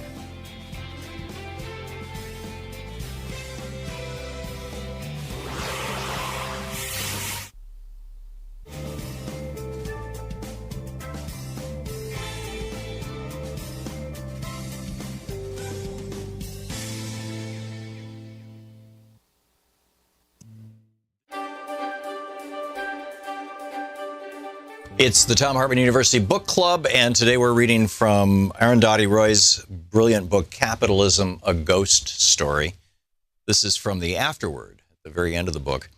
Yesterday morning, the police cleared Zuccotti Park, but today the people are back. The police should know that this protest is not a battle for territory. We're not fighting for the right to occupy a park here or there. We're fighting for justice. Justice is not just for the people of the United States, but for everybody. What you've achieved since September 17th, when the Occupy movement began in the United States, is to introduce a new imagination, a new political language into the heart of the empire. You've reintroduced the right to dream into a system that tried to turn everybody into zombies mesmerized into equating mindless consumerism with happiness and fulfillment. As a writer, let me tell you, this is an immense achievement. I cannot thank you enough. We are talking about justice. Today, as we speak, the Army of the United States is waging a war of occupation in Iraq and Afghanistan. U.S. drones are killing civilians in Pakistan and beyond. Tens of thousands of U.S. troops and death squads are moving into Africa. If spending trillions of dollars of your money to administer occupations in Iraq and Afghanistan is not enough, a war against Iran is being talked up. Ever since the Great Depression, the manufacture of weapons and the export of war have been key ways in which the United States has stimulated its economy. Just recently, under President Obama, the United States made a $60 billion arms deal with Saudi Arabia. It hopes to sell thousands of bunker busters to the United Arab Emirates. It has sold $5 billion worth of military aircraft to my country, India, my country, which has more poor people than all the poorest countries of Africa put together. All these wars, from the bombing of Hiroshima and Nagasaki to Vietnam, Korea, Latin America, have claimed millions of lives. All of them fought to secure the, quote, American way of life, end quote. Today, we know that the American way of life, the model that the rest of the world is meant to aspire toward, has resulted in 400 people owning the wealth of half the population of the United States. It has meant thousands of people being turned out of their homes and jobs while the U.S. government bailed out banks and corporations. American International Group alone was given $182 billion in the bailout. The Indian government worships U.S. economic policy. As a result of 20 years of the free market economy, today 100 of India's richest people own assets equal to 1/4 of the country's GDP, while more than 80% of Indian people live on less than 50 cents a day. 250,000 farmers driven into a spiral of death have committed suicide. We call this progress and now think of ourselves as a superpower. Like you, we are well qualified. We have nuclear bombs and obscene inequality. The good news is that people have had enough and are just not going to take it anymore. The Occupy movement has joined thousands of other resistance movements all over the world in which the poorest of people are standing up and stopping the richest corporations in their tracks. Few of us dreamed that we would see it, the people of the United States on our side, trying to do this in the heart of empire. I don't know how to communicate the enormity of what this means. The 1% say we don't have demands. They don't know, perhaps, that our anger alone would be enough to destroy them. But there are some things, a few pre-revolutionary thoughts I had for us to think about together. We want to put a lid on this system that manufactures inequality. We want to put a cap on the unfettered accumulation of wealth and property by individuals as well as corporations. As capitalists and Liddites, we demand, 1, an end to cross-ownership in business. For example, weapons manufacturers cannot own TV stations. Mining corporations cannot run newspapers. Business houses cannot fund universities. Drug companies cannot control public health funds. 2, natural resources and essential infrastructure, water supply, electricity, health, and education cannot be privatized. 3, everybody must have a right to shelter, education, and health care. 4, the children of the rich cannot inherit their parents' wealth. This struggle has reawakened our imagination. Somewhere along the line, capitalism reduced the idea of justice to mean just human rights. The idea and the idea of dreaming of equality became blasphemous. We're not fighting to tinker with reforming a system that needs to be replaced. As a capist and a Lidite, I salute your struggle. Salam and Zimbad Dad. That's the end of the book. This is from the very opening of it, chapter 1. Is it a house or a home, a temple to the new India, or a warehouse for its ghosts? Ever since Antilla arrived in Altamont Road in Mumbai, exuding mystery and a quiet menace, things have not been the same. Here we are, the friend who took me there said. Pay your respects to our new ruler. Antilla belongs to India's richest man, Mukesh Ambani. I'd read about this most expensive dwelling ever built, the 27 floors, 3 helipads, 9 lifts, hanging gardens, ballrooms, weather rooms, gymnasiums, 6 floors of parking, and 600 servants. Nothing had prepared me for the vertical lawn, a soaring 27-story high wall of grass attached to a vast metal grid. The grass was dry in patches, bits have fallen off in neat rectangles, clearly trickle down hadn't worked. But gush up certainly has. That's why in a nation of 1.2 billion, India's 100 richest people own assets equivalent to 1/4 of the GDP. And then Arundhati Roy goes on from there, talking about how India is kind of an example of capitalism run amok. Capitalism, a Ghost Story by Arundhati Roy.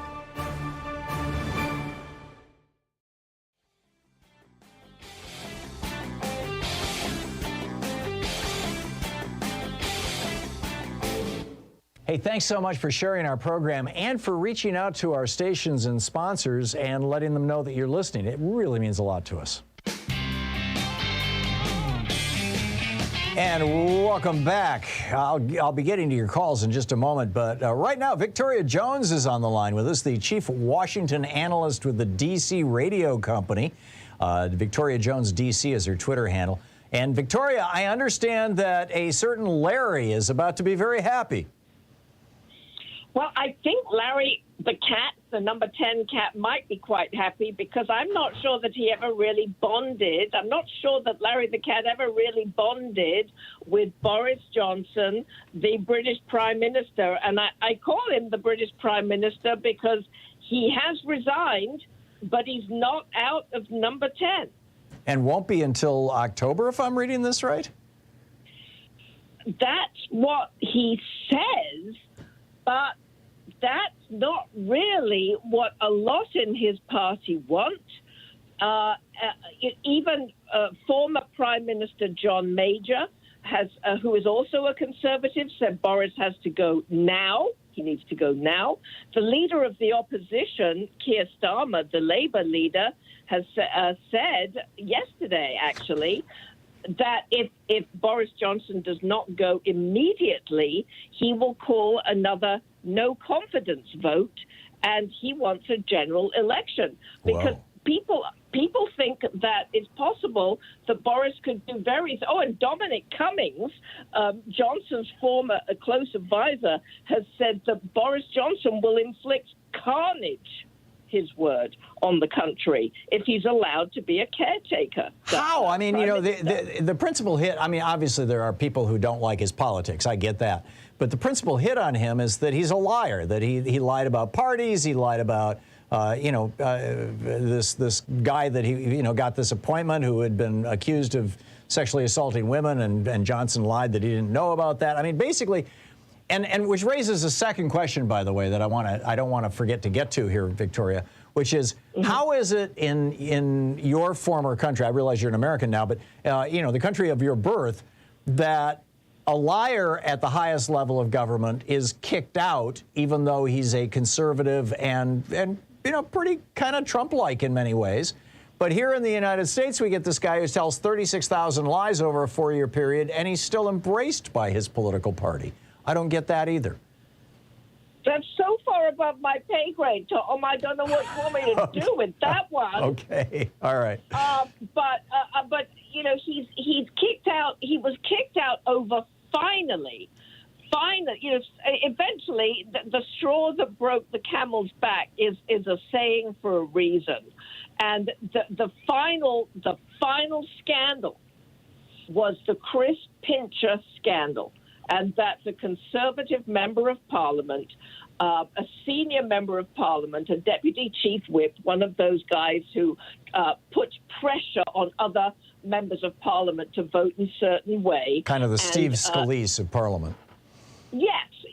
And at the end of June, he went to a private members club in June, and in his words, he drank far too much and embarrassed himself. And what he did is he's accused of groping 2 men, according to numerous other members of Parliament. And that's led to all kinds of other allegations, many dating back years. He's known to be an alleged serial groper of men. And Downing Street, in other words, where Boris Johnson lives, says that he was not aware of specific allegations. That's what they said at first, before he appointed him to this job, very important job. Then later on, because it turned out not to be true, it turned out then he said he was aware of it. Well, then it turns out that he was told in person. And then he said, well, yes, I forgot. So we're talking with Victoria Jones, Chief Washington Analyst for the D.C. radio company.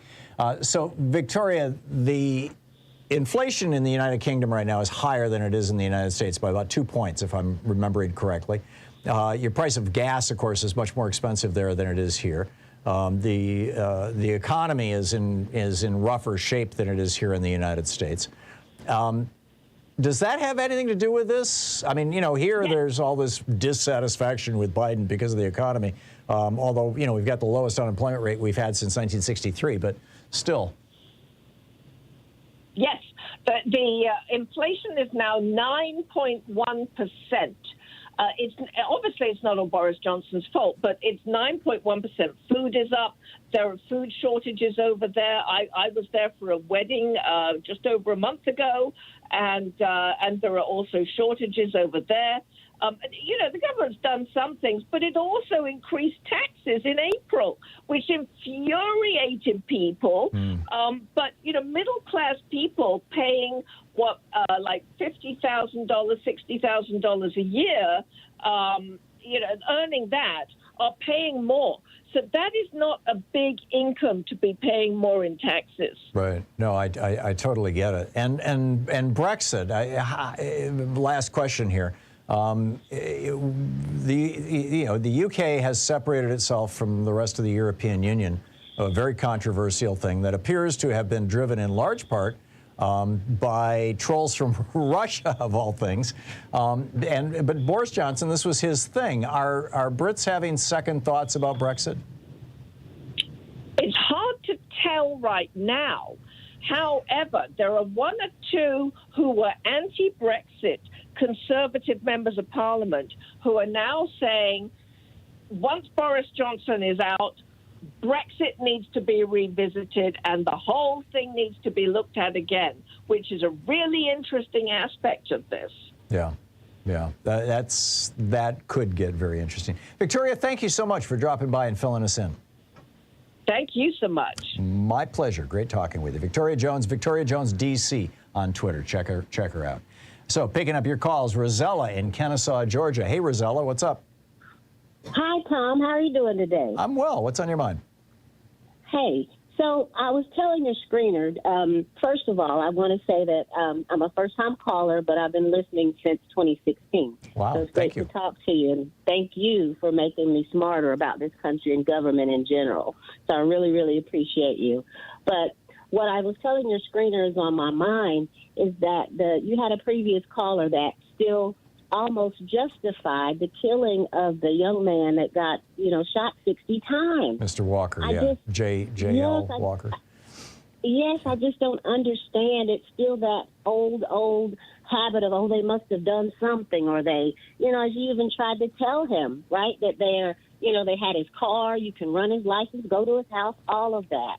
But it just seems still that black folks, and I'm a black 50-some-year-old educator, that we have to have done something. What can we do right to have to not be shot by police? I just don't get it. That's the part about this country that makes me not hopeful. I'm very positive and hopeful like you, but it's things like that. I just don't understand it.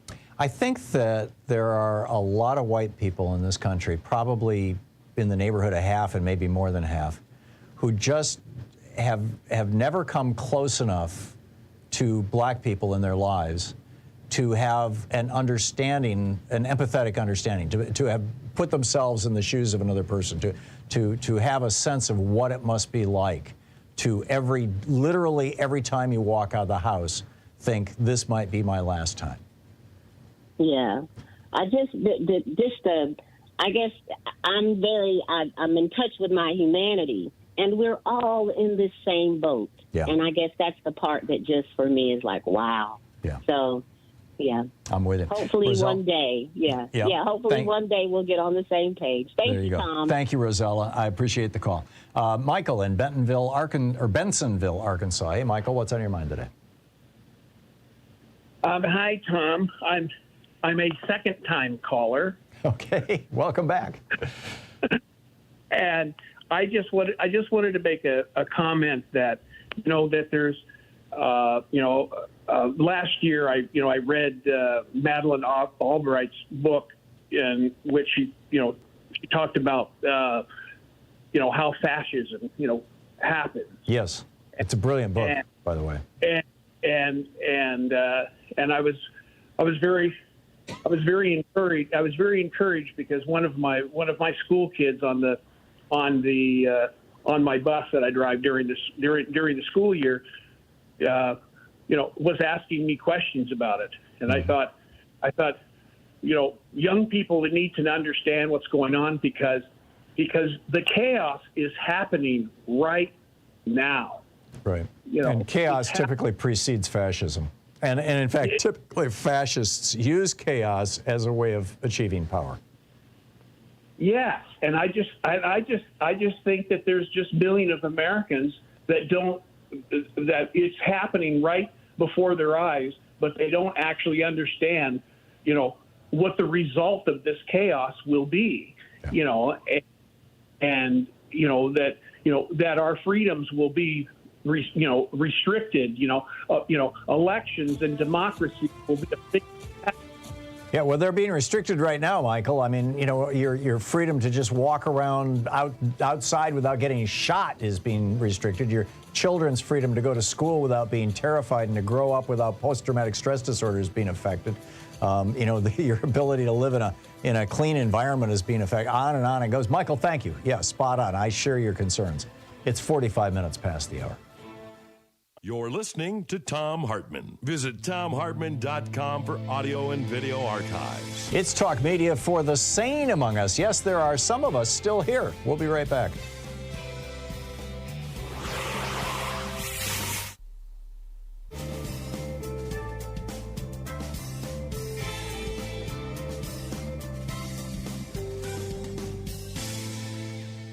And welcome back. Carl in Ocala, Florida. Hey, Carl, what's on your mind today? Hi, Tom. I'm a little embarrassed to have to admit my ignorance in this area, but I called specifically to ask you two questions. I'll ask the first one first. It's the primary importance. I've developed a proposal and forwarded it to Pelosi, Schumer, Biden, and Harris regarding a commission that President formed, I think, months ago, which was intended to study the Supreme Court and recommend to him some updates and some traction. I could, after listening to your show daily, which I do, you could get lost in fighting the 24-hour day, every day, terrible things that are happening. I'm looking a little farther down the road. I think the biggest threat we face in 20 or 30 years, or even less, is the Supreme Court doing what it can do the way it's now constituted. My question is this. Are you aware of anything in the Constitution or in the amendments that mandates that only candidates for affirmation as justices can come from a sitting president? Or could Congress, in some sense, with legislation, assume part of that responsibility? Yeah, no, it's in I believe it's in Article 3 of the Constitution that the president nominates candidates for the Supreme Court, and then they get confirmed based on the advice and consent of the United States Senate. So. Yeah. So the president is the only source That's of correct. candidates. That's correct. Or the vice president if the president is incapacitated. But basically, it's the way it's conceived is, and the whole idea is involve all three branches of government. That the executive branch proposes, the legislative branch approves, and then that person becomes a member of the judicial branch. Yes. I understand the basics. Okay. Well, that changes what I'm going to have to do with my proposal. I was looking for a role for the legislative branch to... There's none in the Constitution. It would require an amendment. Okay. I guess it would require an amendment. One last question. It's a yes or no. If Mr. our ex-president should be indicted and found guilty of a felony, state or federal, may he occupy public office following that? Depends on the felony. There are no federal laws that say that felons can't occupy elected office. There are in some of the states, And most of your old Confederate states even go farther than that. They say if you're a felon, you can't even vote, much less hold public office. But there are a few laws, federal laws, that say that if you commit this crime, you can no longer stand for public office. And probably the one that most applies to Donald Trump is inciting sedition. There is a federal statute against inciting sedition against your own country, which is exactly what Donald Trump did on January 6th when he directed that mob at the Capitol. And that law specifically says that if a person is convicted of this crime, they may no longer hold federal office. Okay, then in those states that don't have that, that do have that restriction against it, could there be where he is not allowed to be on the ballot? Well, he wouldn't be allowed to be on the ballot at all if he broke the federal law. At the state level, I don't know, Carl. I'd have to look at the individual state statutes, and I'm no authority in that area. I'm sorry. Carl, thanks for the call.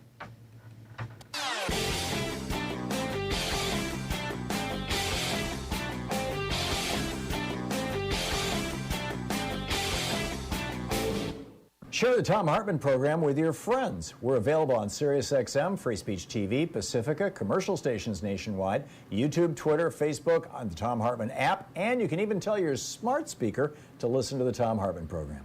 Hey, just wanted to flag for you this amazing study that came out of the Department of Global Public Health at the University of Bergen in Norway. Lars Fadnes is the professor who oversaw it. They took a massive database of millions and millions of people all around the world, and the goal was to look at life expectancy. And they were looking at everything from pollution to wars to poverty to diet. And because there was so much data and such a large population base, they were able to separate out individual pieces. And what they found, and just looking at the diet piece of this, what they found was that going with what you and I might call the Mediterranean diet, they don't call it that in the study. What they basically say is no red meat, very little dairy, lots of fish, nuts, legumes as the principal protein sources, and lots and lots and lots of fresh fruits and veggies would add 10 years of lifespan to the typical 20-year-old and 8 years of lifespan to the typical 60-year-old. The whole video about it is over at ThomHartmann.com. Check it out.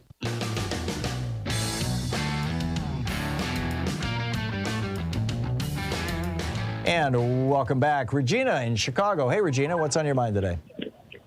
Oh, Tom, I just wanted to add to what the previous caller, it made me grab the phone, the black educator that called in. Mm-hmm. And she was a little miffed about, I'm sorry, I'm in my office. That's quite all right.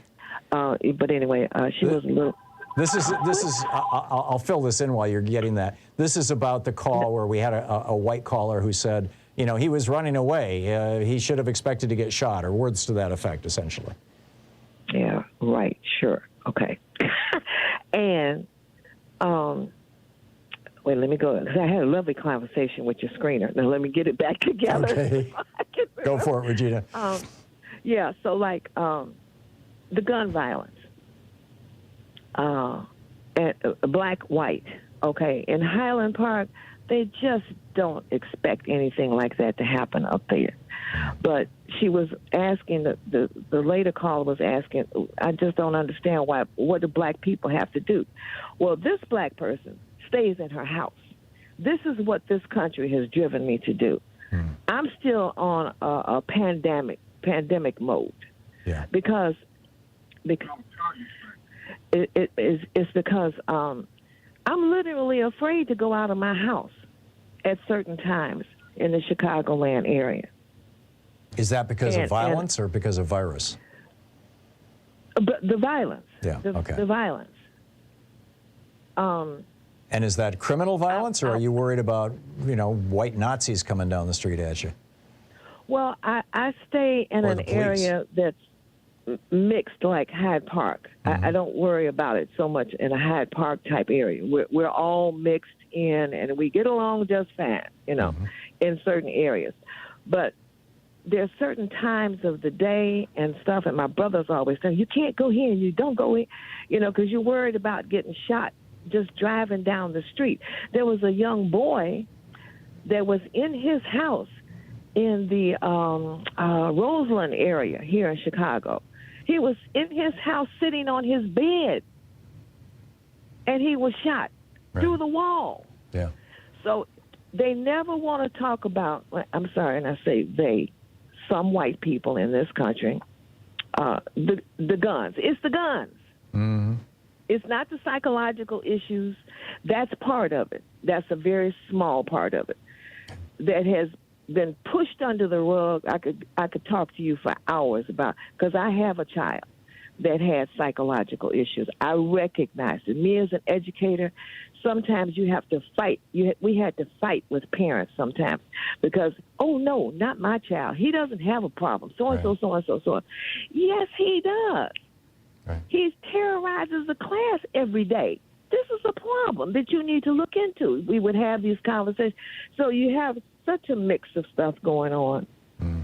Parents who don't want to recognize issues with their children, and then they accommodate those issues because they don't want to recognize it in their house. They're trying to keep a peace in their house. Yeah. I raised 2 boys. And to this day, they don't know that I used to go on patrols through their rooms. Yeah. You know, I gave them the illusion that they were, you know. Yeah, it sounds like you were a good parent, Regina. Regina, yeah, I need to move along, but you made your point really well, and I do appreciate it. Was there anything else you wanted to add to that?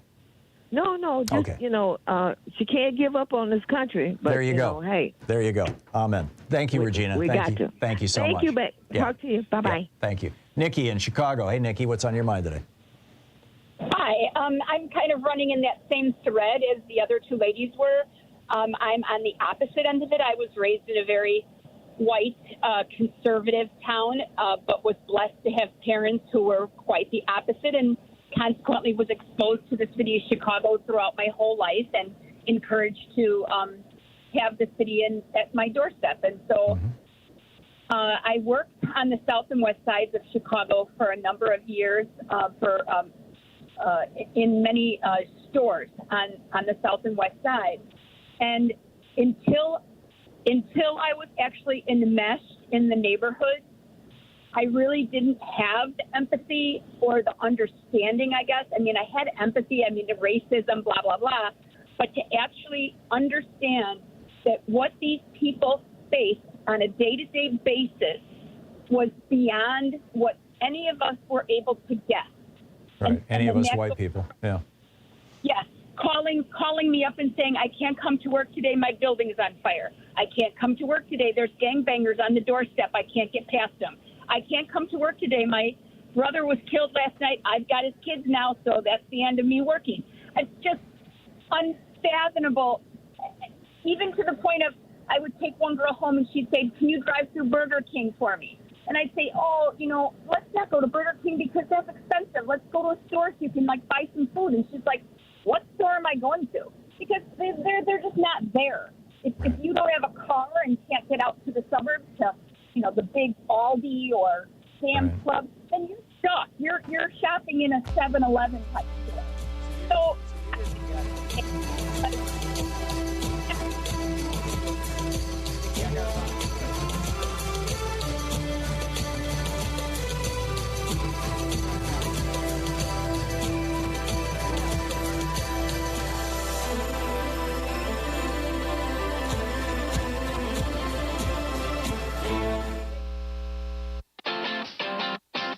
You're listening to Thom Hartmann.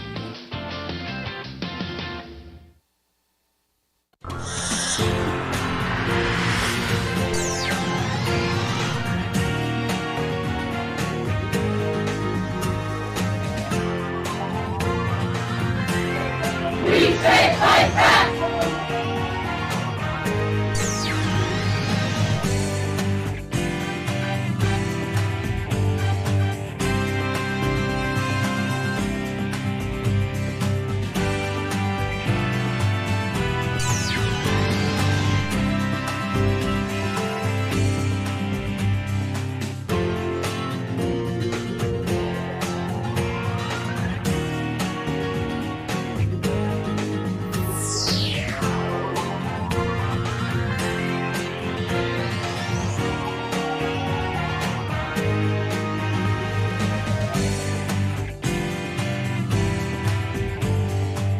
In addition to bringing you the Thom Hartmann Program here on Free Speech TV and Video Media Online, we also have a whole set of ways you can interact with us and tools you can use to spread the word about the importance of democracy and the threats to it in our republic. First, there's your daily homework. Sue Nethercutt puts together a daily email newsletter that has a link to every story I discuss on the air, so you can find my sources and you can share them with your friends. It's free and you can sign up at thomhartmann.com. Second, I publish my daily take every day over at the hartmannreport.com website. That's also free if you want the daily 5 days a week rant in your inbox. No ads either. Third, we have the podcasts. There's the free 1-hour version of our daily show that's advertising supported. You can find that wherever you get your podcasts normally. And then there's also the podcast of the entire 3-hour show with no advertisements, and that's available by subscription over at thomhartmann.com. So check them all out at thomhartmann.com and hartmannreport.com.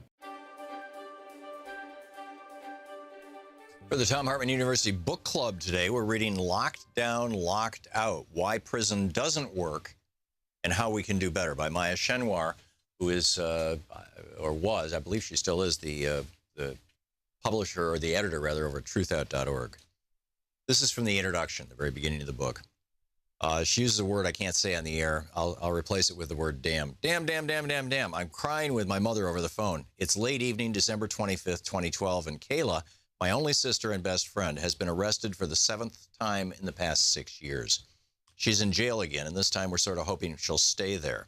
If she asks, I tell Mom, I'm not bailing her out.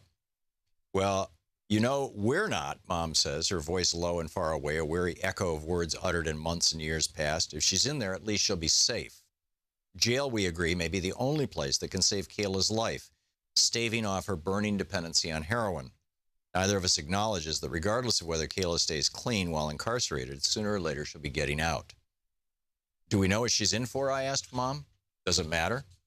I think of Kayla cuffed and listless, being dragged through the doors of the Cook County Jail, catching the eyes of women she's known before in court, on the street, in juvenile detention, in jail, in prison. I wonder whether a part of her is relieved to be back.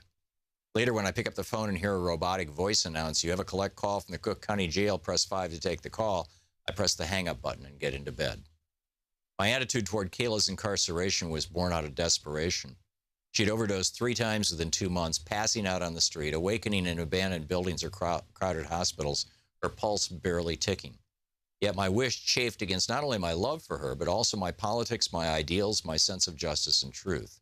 After all, I run a social justice-based news organization and have denounced the colossus that is the prison industrial complex for as long as I can remember. For nearly a decade, I've corresponded with a number of people in prison as both interviewees and pen pals, and I've learned much from them about the violence and hopelessness of our system. My understandings of the power structures that create prisons have been guided by the work of people like activist and scholar Angela Davis, a staunch prison abolitionist. How could I reconcile my wholehearted opposition to the prison industrial complex with a desire to see my own sister locked up? When I look back on that time, I can only comprehend it by acknowledging the insidious, persistent role that prison occupied in my mind. It was closely connected to the role it occupies in larger society. Incarceration serves as the default answer to many of the worst social problems plaguing this country. Not because it solves them, but because it buries them. By isolating and disappearing millions of Americans, more than 2.3 million right now, making us the most incarcerated country on the planet, prison conveniently disappears deeply rooted issues that society, or rather those with power in society, would rather not attend to. Prison, writes Angela Davis, performs a feat of magic. As massive numbers of homeless, hungry, unemployed, drug-addicted, illiterate, and mentally ill people vanish behind its walls, the social problems of extreme poverty, homelessness, hunger, unemployment, drug addiction, illiteracy, and mental illness become more ignorable, too. But, as Davis notes, prisons do not disappear problems, they disappear human beings. And the caging and erasure of those human beings, mostly people of color and poor people, perpetuates a cycle in which large groups of people are cut off from mainstream society and denied the freedoms, opportunities, civil dignity, and basic needs that allow them a good life. In many jails and prisons, incarcerated people are tossed into a dank, dungeon-like solitary confinement cell when they are determined to have misbehaved. It's dubbed the hole. Isolated and dark, it shuts out almost all communication with fellow prisoners on the outside. Guards control the terms of confinement and the channels, if any, by which words can travel in and out. The whole presents a stark symbol of the institution of prison in its entirety, which functions on the tenets of disappearance, isolationism, and disposability. The solution to our social problems, the mechanism that's supposed to keep things together, amounts to destruction, the disposal of vast numbers of human beings, the breaking down of families, and the shattering of communities. Prison is tearing society apart. This country's most marginalized communities bear the overwhelming brunt of that devastation, but ultimately we are all caught up in the destruction as the politics of isolation ruptures the human bonds that could otherwise hold together a safer, healthier, and more just society. The behemoth that encompasses the prison is called by many names. The most meaningful ones, I think, are those that convey the pervasiveness of its power, the way it infects the world outside as well as the people within. Scholar and activist Beth Ritchie uses the term prison nation, describing it as, quote, a broad notion of using the arm of the law to control people, especially people who are disadvantaged and come from disadvantaged communities, end quote. That control can take the form of prisons, jails, surveillance, policing, detention, probation, harsh restrictions on child guardianship, the militarization of schools, and other strategies of isolation and disposal, particularly deployed against poor communities of color, especially black communities. Others have used prison nation simply to demonstrate the system's vastness, how it infiltrates our culture and fuels our national politics, often in invisible ways. Prison industrial complex, PIC, is another key term. Rachel Herzing of the prison abolitionist group Critical Resistance defines it, and then she goes on through this. It's an extraordinary book, Locked Down, Locked Out by Maya Shen.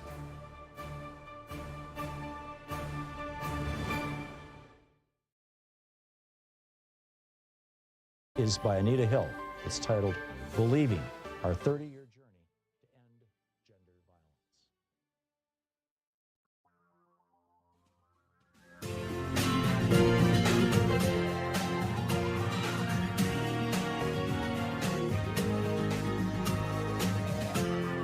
This is the Thom Hartmann Program.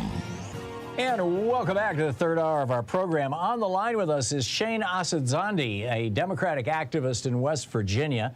WV, as in West Virginia, Democrats.com. WVDemocrats.com is the website. Shane Asadzondi, Asadzandi, is Shane's Twitter handle. Shane, welcome to the program. Tell us about what has been happening in West Virginia with the Democratic Party.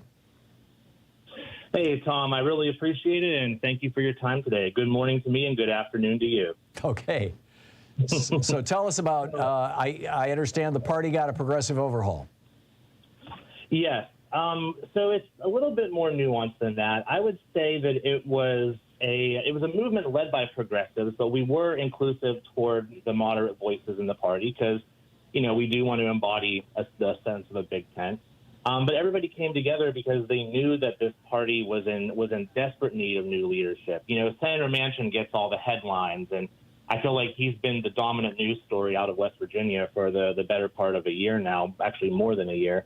But what hasn't really made national news is the fact that the previous iteration of the state Democratic Party was in a horrible state of disrepair. I mean, you had just not a lot of activity to support down ballot candidates, so almost a sort of sense of learned hopelessness in some cases. Leadership that was not dynamic or forthright. And what we have engineered now in this state is sort of a revival of the state Democratic Party, which I'm very excited for, and I think it's going to lead to a better state in these coming years. And also, you know, not for nothing, but if Senator Manchin will no longer be the only statewide elected Democrat in the state, then that does create space for us to have a narrative that there's more than one way to be a Democrat in West Virginia, which is not the narrative that he so typically pursued. Well, and my understanding is, and I'm not a resident of West Virginia, although several good friends of mine are, but my understanding is that Joe Manchin, having, you know, being right now your United States Senator, one of your two, and also having been your governor, basically has been running the Democratic Party for a couple of decades or something close to that. Do I have that right? Yeah, essentially. I mean, he has certainly been the driving force of the Democratic Party in this state. And what that resulted in is sort of a party that, if it wasn't Joe Manchin on the ballot, it was very questionable. It was questionable the level of enthusiasm and support that you saw from state party leaders and other, the staffing of the office and so on, varying levels of support for down ballot races, which created, that's one of the reasons, not the only reason, but that's one of the reasons why West Virginia flipped from a blue state to a red state. A lot of people don't realize that, West Virginia was a blue state, and it's not ancient history. It was during Obama's second term that the state went from being in Democratic control to Republican control. So am I understanding this right, Shane, that it sounds to me like what you're saying is that Manchin had used his influence over the state Democratic Party to use it to pump up his own election and re-election prospects, but when he was not on the ballot, it just kind of collapsed. I mean, is that out of malice or malpractice on his part, or is that coincidental, or is it just how the party was organized? How is that the case? Well, I think what you've seen in West Virginia is the confluence of a lot of different forces. So part of it is we were a blue state for quite a decent bit of time, and I think Democrats in this state forgot how to fight. And I think that certainly led to a lot of failing leadership and sort of a culture of apathy, which is then, when you have one Democrat remaining statewide, which wasn't the case until 2020. We had some Democrats in statewide office up until 2020, and then that is when Senator Manchin became the last man standing, so to speak. So I don't see it as malice necessarily, but there certainly was a lot of malpractice. And the big story, I think, is not necessarily about Senator Manchin, although I know he certainly gets all the attention. But we now have a state party apparatus in West Virginia that is going through a massive rebuild. We have stronger leadership now. The chair of our party is now a working class musician. The vice chair of our party is a progressive black woman. Our second vice chair is an attorney that specializes in labor and employment law and helping coal miners get their black lung benefits. All the way down, we have, about a dozen officer positions. I'm now one of them. And what you're seeing is sort of a revival of renewed enthusiasm and a thirst for change, and people understanding that, 10 years ago, we had 64 Democrats in our House of Delegates. There's 100 members in the chamber, and 64 of them were Democrats. And now it's like 21 or 22. Wow. So it's a reckoning of people saying that, there's more than one way to be a Democrat in West Virginia. We have to be a party about more than just Joe Manchin, or our people are going to be suffering, as they have been for the last 8 years under Republican rule. West Virginia is not unique in this situation, Shane. You got John Tester from Montana. Montana used to have a really substantial and active Democratic Party. Iowa used to have Democratic representation. All around the country. There are states that are now considered red states that used to be purple or even blue states. What advice do you have for Democratic activists in a state like yours, where it seems like the Democratic Party has been, essentially overwhelmed by the Republicans, or by just plain old, sold out Democrats who are just kind of riding the job they've got for as long as they can, and seem more interested in their own personal fortunes than the party. How would you tell people living in those states to do what you all have done there in West Virginia? Well, you're speaking my language here, Tom, because I think the first and foremost thing that we have to do as people that want a better Democratic Party is to get involved. And to give you a little bit of background on myself, I'm an old school Bernie guy. When I say old school, I mean 2016, his first presidential run. That's when I really got involved in politics. So I had a lot of reasons at the time to be mad at my party, and sometimes, I still am. But some people see that as a reason to Dem exit, or, register as an independent, or leave the Democratic Party, or stop supporting Democratic candidates, maybe go third party with a Green or other, splinter party. But I say, it's easier to steal a car than it is to build one. So, get involved in your local Democratic Party. In 2017, I went to our county party and I brought a couple dozen activists, and I said, listen, Donald Trump is president now. put us to work, like we're losing elections, we're here for you. And got kind of, they basically froze us out. So we had to organize them the next year. We just took over the county party. And you're seeing sort of an extension of that now, where we have people in the party apparatus that want to win elections for all Democrats and want to build a stronger, more robust party.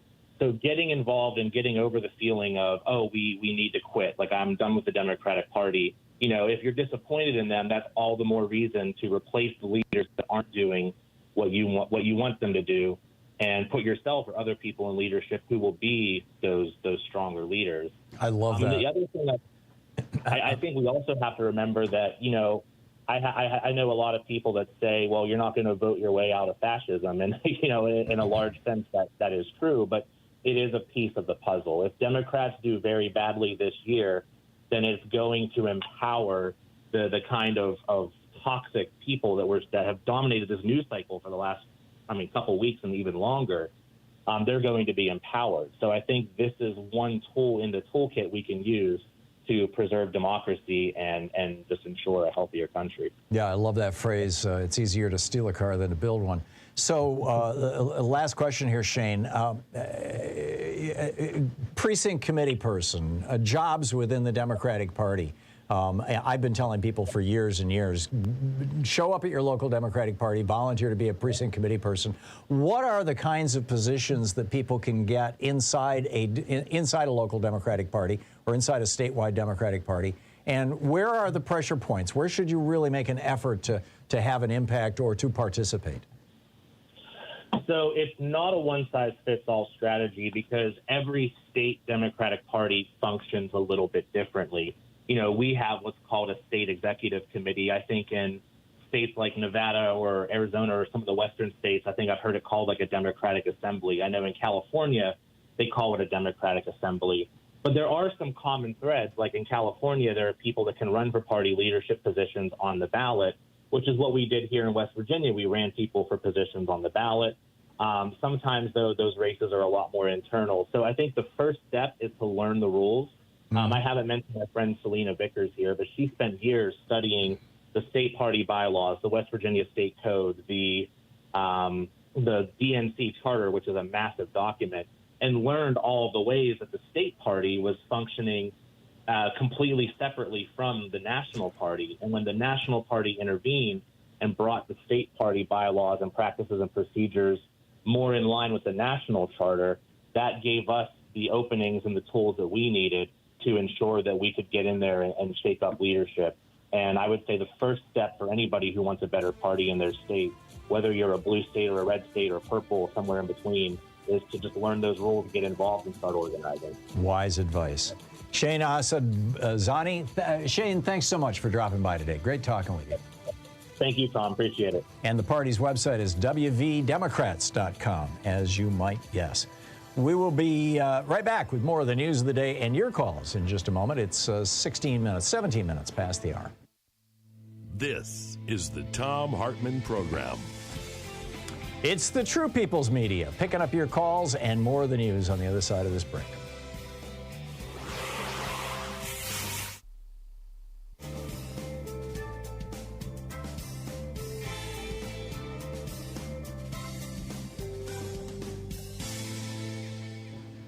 And welcome back. Tom in Huntington Beach, California. Hey, Tom, what's on your mind today? Hey, good to hear your voice as the voice of democracy. Thank you. I had a comment for the guy who went to the front of the line, basically a representative of the Christian right. And the big thing that the Christian right is forgetting, he seemed to have been trying to draw a parallel between Christianity and Trump, or Christ and Trump. And Christ doesn't hate, where Trump hates 2/3 of the nation, calling him child-eating pedophiles, Democrat, communist. And the thing is, Christ was not a hater. Yeah. So there, you can instantly see Christians, if they're normal, should instantly say, well, that's right. So he's a hater. He hates all Democrats and everyone who disagrees with him, so he can't be Christ-like. Yeah, good point. And you know, even on the cross, Jesus was like, you know, forgive them, for they know not what they do. Excellent point. Tom, thank you very much for that call.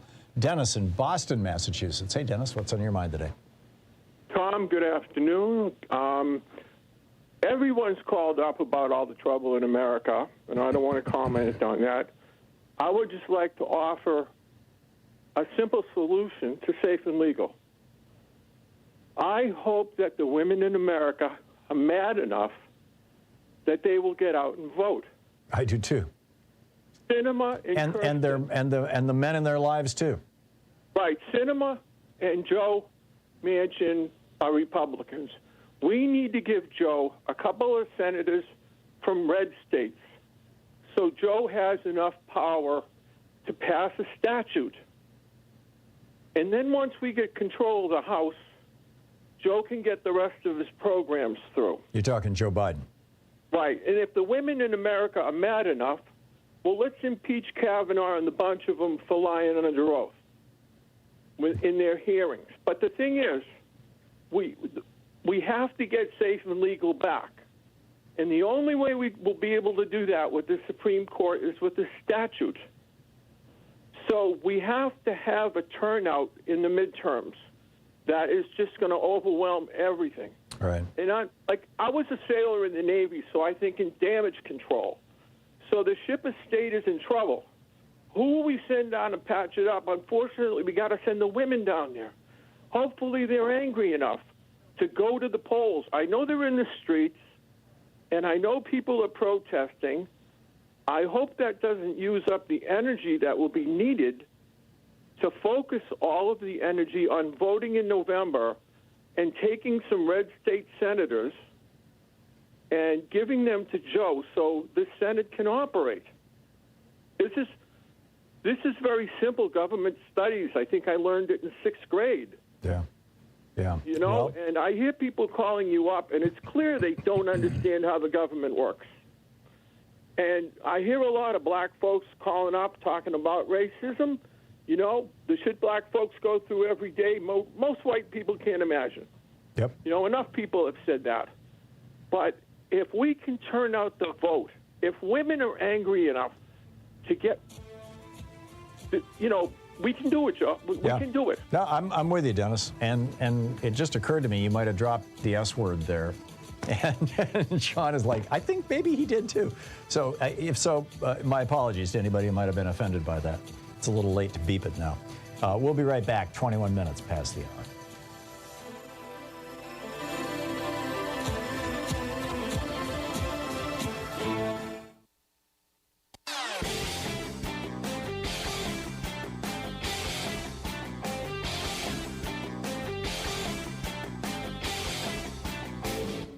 Missed my opening rant today? It's usually published over at HartmannReport.com, where you can read it and share it with your friends for free. Check it out, HartmannReport.com.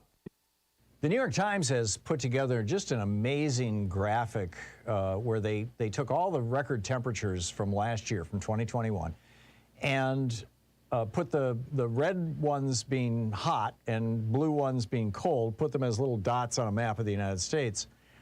And it sure looks to me like what we're seeing is the collapse of the jet stream. If you watch weather shows on TV and things like that, what you see is, you know, some very off. Well, we saw this, for example, with that cold snap last a year ago, February, where the jet stream just kind of drooled all the way down, carried Arctic air all the way down into, southern Texas and northern Mexico, froze Texas up, shut down their power systems and things like that. And it's blocking the movement of air here in the Pacific Northwest, and thus we're getting these massive heat waves. I think that we all need to keep an eye on this. I've got a video about it over at ThomHartmann.com. You can check it out there.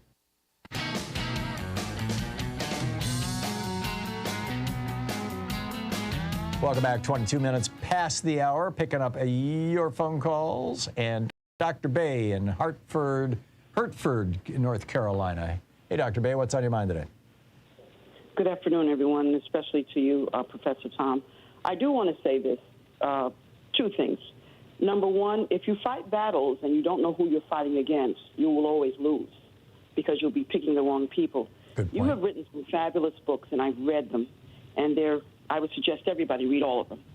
And you're always pointing to the same place that I keep saying. You must understand how power works and how rich. Read the Constitution as it was originally written, Declaration of Independence as they were originally written, and it's all about the wealthy and the wealthy class, because only those people were really involved and were allowed to vote. So we keep fighting as if, you just put in good senators. Well, all the senators, Republican or Democrat, are taking money from the same large corporations. And who own the large corporations? The wealthy. Right. The money class, as it's called. In other words, money is the core cancer at the problem of all of our society's issues. Money and politics. Money, but it's outlandish amounts of money. Right. And it only flows one way. It doesn't flow to anybody else. Yeah. So when you're talking about who must you suppress, and everybody knows this if you read The Art of War and you read other books on war, the first people you must go after is always the women. Now, one of my doctorates is actually in divinity, and I didn't study just Christianity. I studied world wisdom traditions. No wisdom tradition says that life begins when the sperm hits the egg. No wisdom tradition says it. No one. So they can say whatever they want to say. You can say you believe that, but no wisdom tradition says that. An issue for a lot of cultures around the world is female pleasure. Not male pleasure, but female pleasure. In other words, people being opposed to female pleasure. Very much so. Yeah. Very much so. Because we also know that the more times that women engage with pleasure, she's less likely to become pregnant. That's a scientific fact. Just because of what happens during the process of orgasm. I don't know about that, but well, that is, it is. You can look. There are white papers on it. Look it up. That she is less likely to. Whereas if she is just a vessel, she's likely to be a vessel. Yeah. And the muscles and things, especially for children, pedophilia, all these things that happen, you get to suppress the population. And the wealthy do this. So we sit here fighting each other and say, who's in and who's out? While they're walking away with the trove of cash and everything else and power. Yep, I get it. I get it, Dr. Bay. Thank you very much. Susan in Redding, California. Hey, Susan, what's on your mind today? Hi, Tommy. You had a really good show today. Thank you. It's been busy. I wanted to address a caller who was trying to justify these agreements with the Christianity because talking about other cultures and what they've done. And I want to mention if this person, because this is why our founding fathers wanted church and state, as we call it, separated. Because, are these people not remembering the Roman Catholic Inquisition, the Dark Ages? Are they not remembering? Are they not remembering the fact that millions and millions and millions of Native Americans were slaughtered by white Christians? Yes. On this continent. Yes. And they were kids. The largest genocide in history. Yes, exactly. That's what I was going to bring. And Christians, and even Christians, like in France, 70,000 in this one article were murdered because they wouldn't follow the Pope. Yeah. So it isn't. And Christians are at risk here from these people, which I don't think real Christians understand. So we need to think about this. Yeah, no, that was a very bizarre, and thank you, Susan. That was a very bizarre call where this guy is like, oh, well, Stalin killed people and he wasn't a Christian, and Pol Pot killed people and he wasn't a Christian. Well, so did Andrew Jackson. I mean, the slaughter of Native Americans, and he was a Christian, or at least claimed to be. We'll be right back with more of your calls after this. You're listening to the Thom Hartmann Program. Call 202-808-9925. And don't get me started on 5 centuries of warfare that continues to this day in some parts of Europe, between Catholics and Protestants.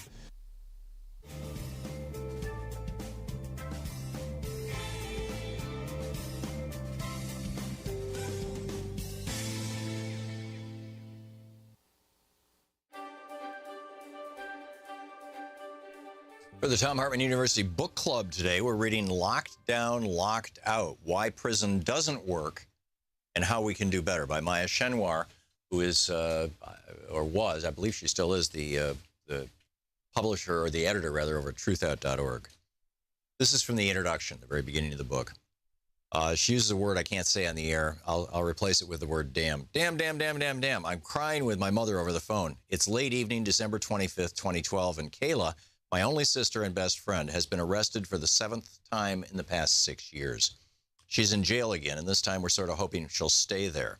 If she asks, I tell Mom, I'm not bailing her out.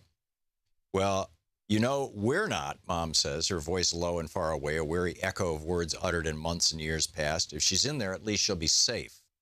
Jail, we agree, may be the only place that can save Kayla's life, staving off her burning dependency on heroin. Neither of us acknowledges that regardless of whether Kayla stays clean while incarcerated, sooner or later she'll be getting out. Do we know what she's in for, I asked Mom. Does it matter? I think of Kayla cuffed and listless, being dragged through the doors of the Cook County Jail, catching the eyes of women she's known before in court, on the street, in juvenile detention, in jail, in prison. I wonder whether a part of her is relieved to be back. Later, when I pick up the phone and hear a robotic voice announce, you have a collect call from the Cook County Jail, press 5 to take the call, I press the hang-up button and get into bed. My attitude toward Kayla's incarceration was born out of desperation. She'd overdosed 3 times within 2 months, passing out on the street, awakening in abandoned buildings or crowded hospitals, her pulse barely ticking. Yet my wish chafed against not only my love for her, but also my politics, my ideals, my sense of justice and truth. After all, I run a social justice-based news organization and have denounced the colossus that is the prison industrial complex for as long as I can remember. For nearly a decade, I've corresponded with a number of people in prison as both interviewees and pen pals, and I've learned much from them about the violence and hopelessness of our system. My understandings of the power structures that create prisons have been guided by the work of people like activist and scholar Angela Davis, a staunch prison abolitionist. How could I reconcile my wholehearted opposition to the prison industrial complex with a desire to see my own sister locked up? When I look back on that time, I can only comprehend it by acknowledging the insidious, persistent role that prison occupied in my mind. It was closely connected to the role it occupies in larger society. Incarceration serves as the default answer to many of the worst social problems plaguing this country. Not because it solves them, but because it buries them. By isolating and disappearing millions of Americans, more than 2.3 million right now, making us the most incarcerated country on the planet, prison conveniently disappears deeply rooted issues that society, or rather those with power in society, would rather not attend to. Prison, writes Angela Davis, performs a feat of magic. As massive numbers of homeless, hungry, unemployed, drug-addicted, illiterate, and mentally ill people vanish behind its walls, the social problems of extreme poverty, homelessness, hunger, unemployment, drug addiction, illiteracy, and mental illness become more ignorable, too. But, as Davis notes, prisons do not disappear problems, they disappear human beings. And the caging and erasure of those human beings, mostly people of color and poor people, perpetuates a cycle in which large groups of people are cut off from mainstream society and denied the freedoms, opportunities, civil dignity, and basic needs that allow them a good life. In many jails and prisons, incarcerated people are tossed into a dank, dungeon-like solitary confinement cell when they are determined to have misbehaved. It's dubbed the hole. Isolated and dark, it shuts out almost all communication with fellow prisoners in the outside. Guards control the terms of confinement and the channels, if any, by which words can travel in and out. The whole presents a stark symbol of the institution of prison in its entirety, which functions on the tenets of disappearance, isolationism, and disposability. The solution to our social problems, the mechanism that's supposed to keep things together, amounts to destruction, the disposal of vast numbers of human beings, the breaking down of families, and the shattering of communities. Prison is tearing society apart. This country's most marginalized communities bear the overwhelming brunt of that devastation, but ultimately we are all caught up in the destruction as the politics of isolation ruptures the human bonds that could otherwise hold together a safer, healthier, and more just society. The behemoth that encompasses the prison is called by many names. The most meaningful ones, I think, are those that convey the pervasiveness of its power, the way it infects the world outside as well as the people within. Scholar and activist Beth Ritchie uses the term prison nation, describing it as, quote, a broad notion of using the arm of the law to control people, especially people who are disadvantaged and come from disadvantaged communities, end quote. That control can take the form of prisons, jails, surveillance, policing, detention, probation, harsh restrictions on child guardianship, the militarization of schools, and other strategies of isolation and disposal, particularly deployed against poor communities of color, especially black communities. Others have used prison nation simply to demonstrate the system's vastness, how it infiltrates our culture and fuels our national politics, often in invisible ways. Prison industrial complex, PIC, is another key term. Rachel Herzing of the prison abolitionist group Critical Resistance defines it, and then she goes on through this. It's an extraordinary book, Locked Down, Locked Out by Maya Shah.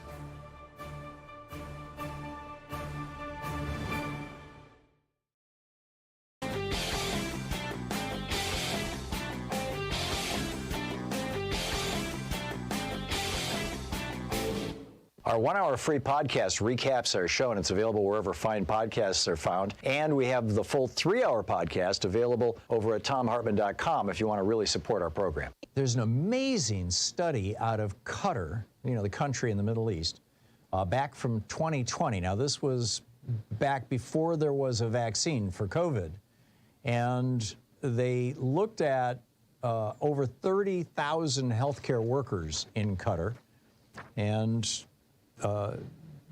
wanted to figure out, what might reduce the risk of getting COVID. Again, this was before there was any vaccine. And what they found was that people who had had a flu vaccine were less likely to get COVID than people who hadn't had the flu vaccine. This is absolutely remarkable, and nearly 90% less likely to develop severe COVID. It was 30% less likely to test positive and 89% less likely to develop severe COVID compared with their coworkers who had not. It's an amazing study. The whole details are on a video over at thomhartmann.com. Check it out.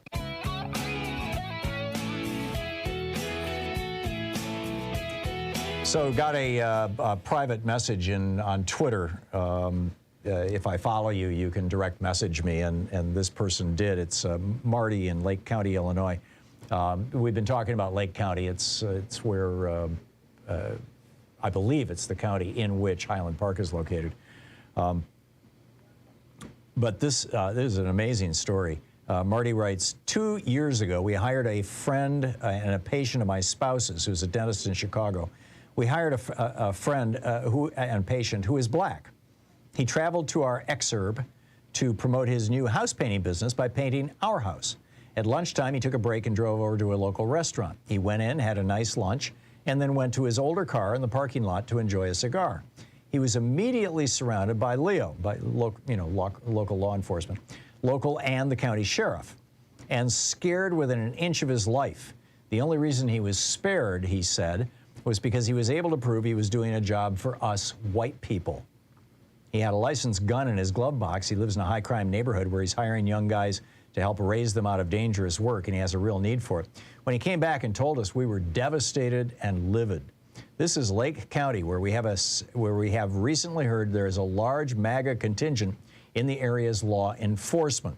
And some folks think this is part of the explanation of the lack of attention to the Highland Park shooter and his cohort.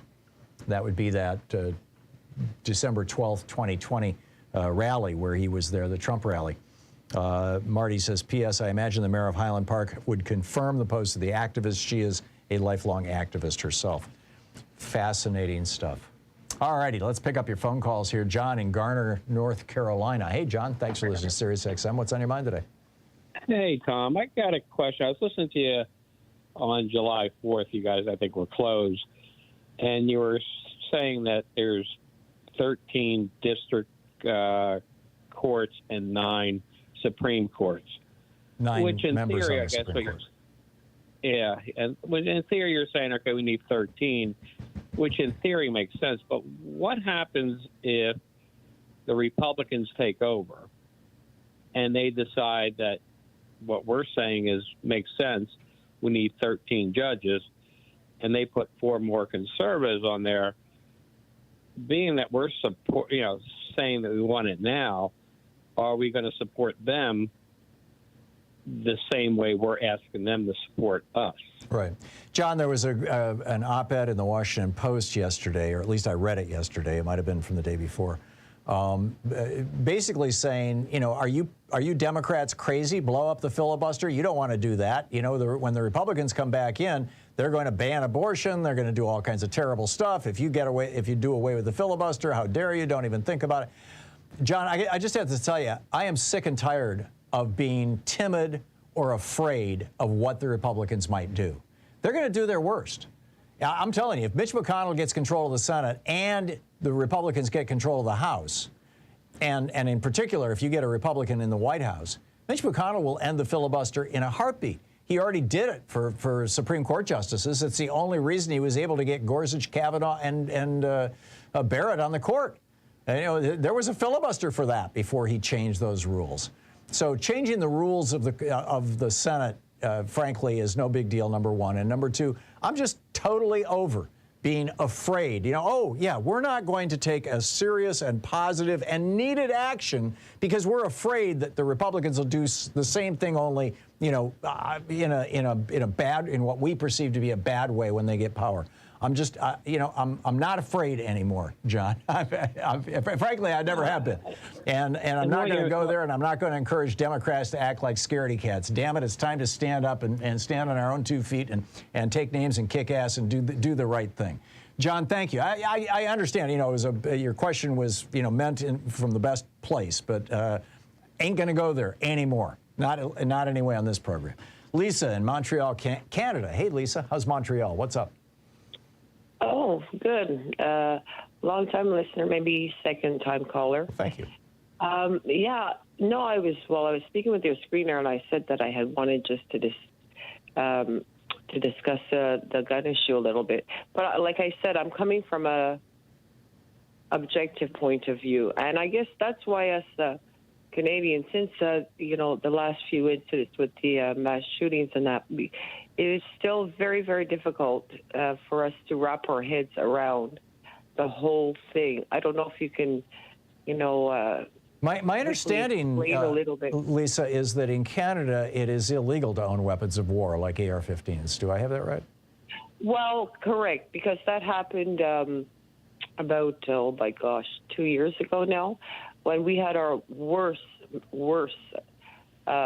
mass shooting. It would have been a third one, I think, in the recent history. That 22 people were just wiped out in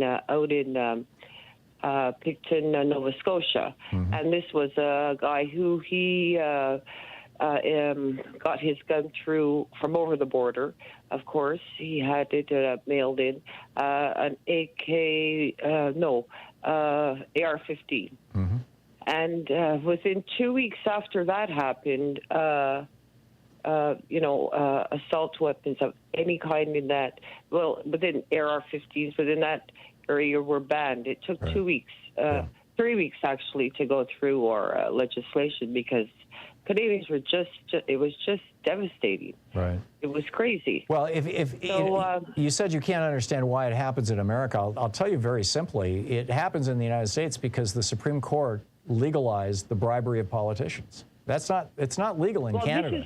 Exactly. This is what I'm saying. So you see, this is why I continue when as soon as I hear the rant of, you know, American exceptionalism and blah blah blah and the longest democracy ever, but I'm sorry, Tom, I have to disagree with you. They just cannot be.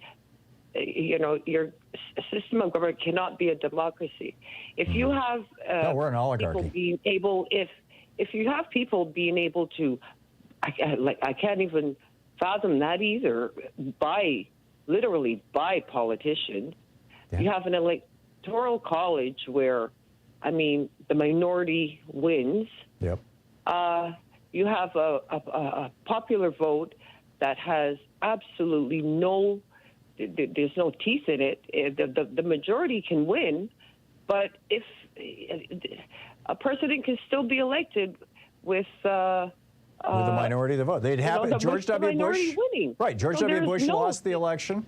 Donald Trump lost the election, yet they both became presidents. You're absolutely right, Lisa. On this program, there's no one vote. It's impossible. Right. The principle of one person, one vote is dead. Yes. And get together and get out on the ground. And I don't see anything that is absolutely nothing is going to change. I mean, your Constitution, okay, it was written, I don't know, what, 200, how many years ago? 247 years ago, I think it is. Okay, but this is 2022. Is there, I mean, I know there's countries, Canada has done it. We done it in 1978. We repatriated our Constitution to fit with.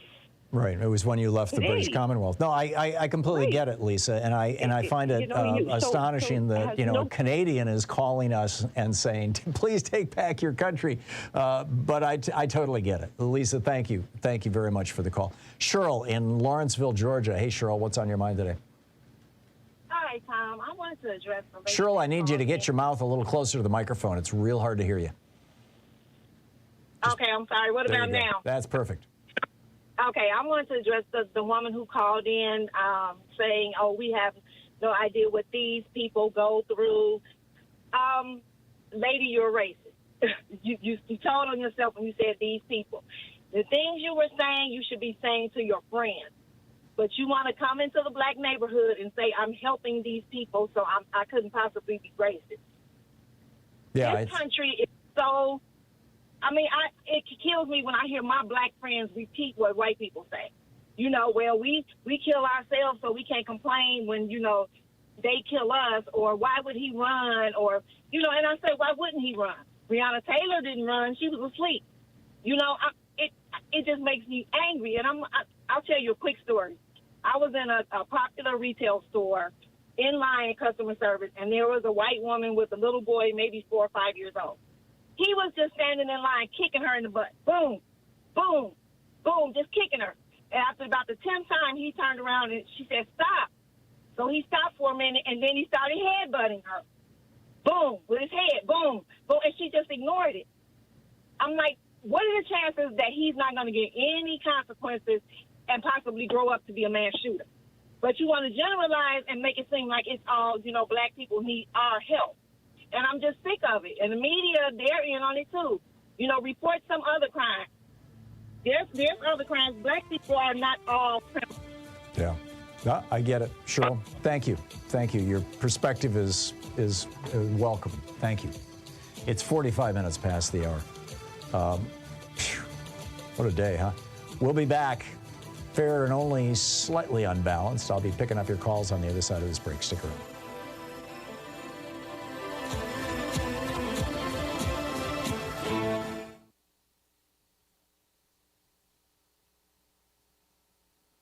Supposed to be some music there. There isn't. I guess I'm back on the air. Okay, John in Seattle. Hey, John. Thanks for listening. Thought on the Supreme Court is that I heard this, I think I heard it on Democracy Now!, this news report that several justices were part of a prayer breakfast against abortion. Yes. Well, there's a bunch of anti-abortion activists who are bragging about the fact that they were invited inside the Supreme Court to pray with the justices about abortion. Yes. Okay. Well, then, so I don't know if it's possible to appeal a Supreme Court decision, but it seems to me that it at least be a headline item for the Democrats to appeal that decision on the grounds that several of the justices should have recused themselves.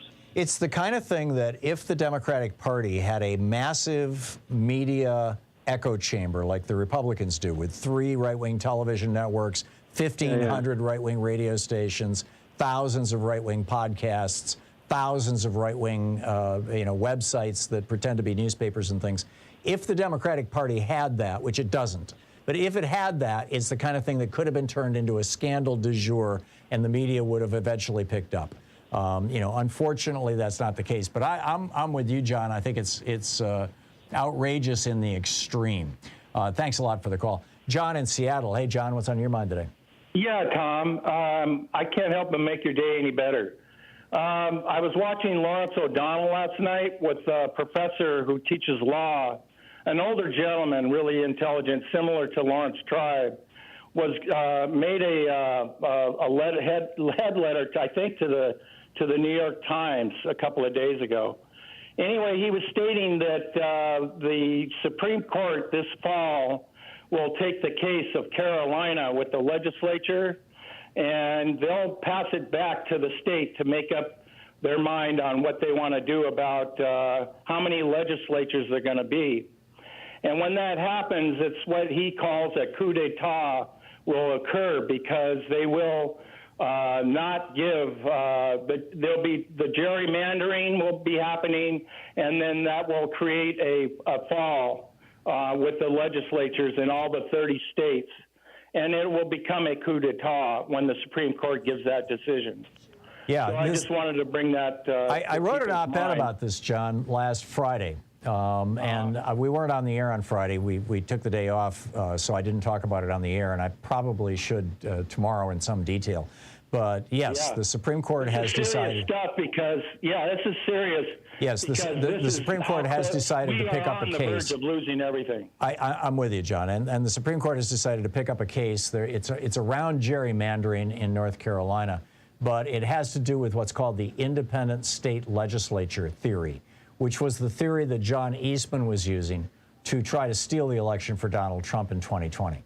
And if the Supreme Court rules the way that a lot of people are concerned that they're going to hear oral arguments in October, and the rulings will probably come down, next spring or summer, just like we just saw just now. They could authorize states to simply throw out the votes of their people for president and have the state legislatures choose their electoral college votes. And if that's the case, and by the way, the governor will have no say in this, and so even those states where you've got Republican control of the legislature, like Wisconsin and a Democratic governor, won't help. It'll still go to Trump or somebody like him.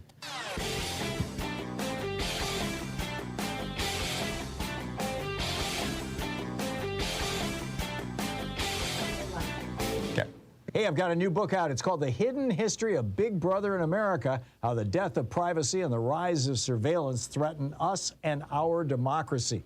Available wherever you find fine books. Z in Chicago. Hey, Richie, what's on your mind today? Tom, thank you for being on the air, number one. But let me get into something. This has been going on for over 20 years. We're approaching 30,000 people that have been killed with these mass shootings and these weapons, these weapons of war. I'll take you on a little bit of history tour, because that's what I do in Chicago history. In 1929, we had the St. Valentine's Day Massacre. They used a Tommy gun. 3 guys used Tommy guns to shoot 7 people, literally cutting some of the bodies in half. Over 700 rounds were picked up on the floor by the police. And within a year or so, a couple of years, the nation was so outraged, they banned the Tommy gun from military use, personal use, and municipal use. Nobody could have a Tommy gun. You had to send it back. Now, we're fighting this whole thing with weapons and everything all the time. Now, the one thing I want to mention is, instead of going after guns, let's go after one thing, this assault weapon. Now, and I've done some history, I've done some work on what has happened in the last 20 years with these assault weapons. A good amount of people that did what they did, like this kid in Highland Park. Up north, Highland Park over the weekend, were under the age of 25. So we need to just sit down, do a better examination, a better background check. We've all voted.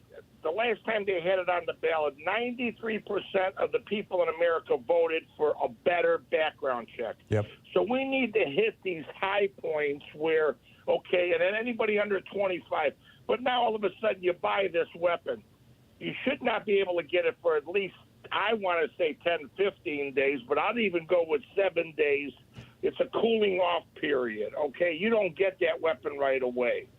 And you know what? If you buy it, and you should be in a computer now, you bought one, Just be in a computer. Yeah. No, I'm with you, Richie, and I would even take it a step beyond that. And thank you, for all the points you make. Number one, I don't know if you've heard the reports, but one of the people who got shot in Highland Park literally had half his head blown off. Half his head was blown off with one bullet. Another person had a hole blown in their chest. I mean, a hole you could see through. Another person had an arm blown off. Blown off. A single bullet. This is what these weapons do. That's why they're called weapons of war. So, my proposal, and I've been, I wrote a book about this 3 years ago, The Hidden History of Guns and the Second Amendment. I've been saying this for a decade or longer. We need to treat guns the way we treat cars. They're registered. You have to have a license to own it or use it. And you have to have liability insurance. This, and by the way, in my opinion, this is just a starting point.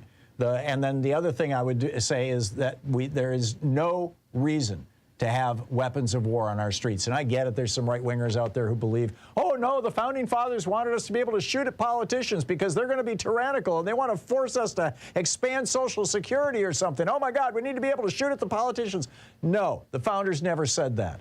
And no country in the world believes that. That is a prescription for insanity, for chaos, for anarchy, not for a functioning republic. It's insane. I realize that the NRA has been pushing this lie for the better part of 42 years, but it is just exactly that. It's a lie. There is no reason for weapons of war in the hands of civilians in the United States of America.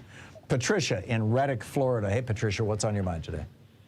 Hi, Tom. I just wanted to add my voice to yours, to what you said to the caller several minutes ago about our side being timid. And the Republicans have engaged in a 50-year war against women, Social Security, unions, gay people, voting rights. And we have,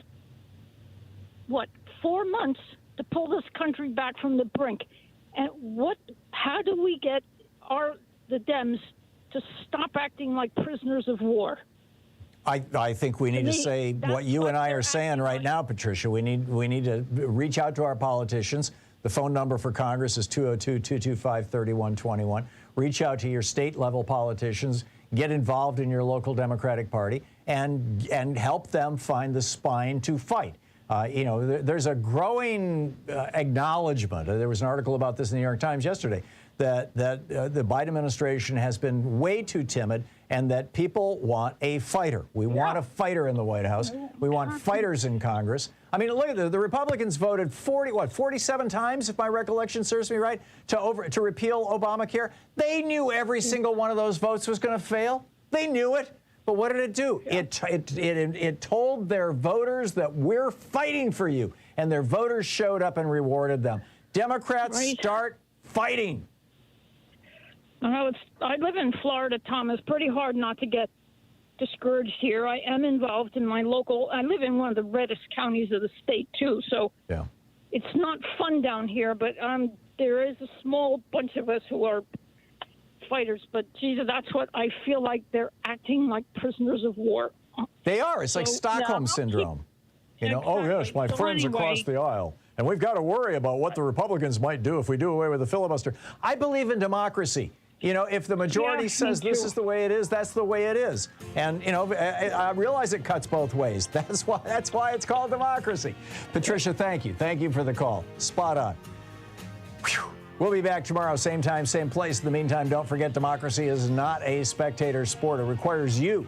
So get out there, get active, tag your it. You heard what, from our guest Shane earlier telling you what they did in West Virginia. You can do that in your state, too. All you have to do is show up. I think I said tag your it already, right? Yeah, I did. Okay, so have a great afternoon. I'll see you tomorrow. Get out there, get active, and by the way, be good to yourself and the people around you. We'll see you tomorrow.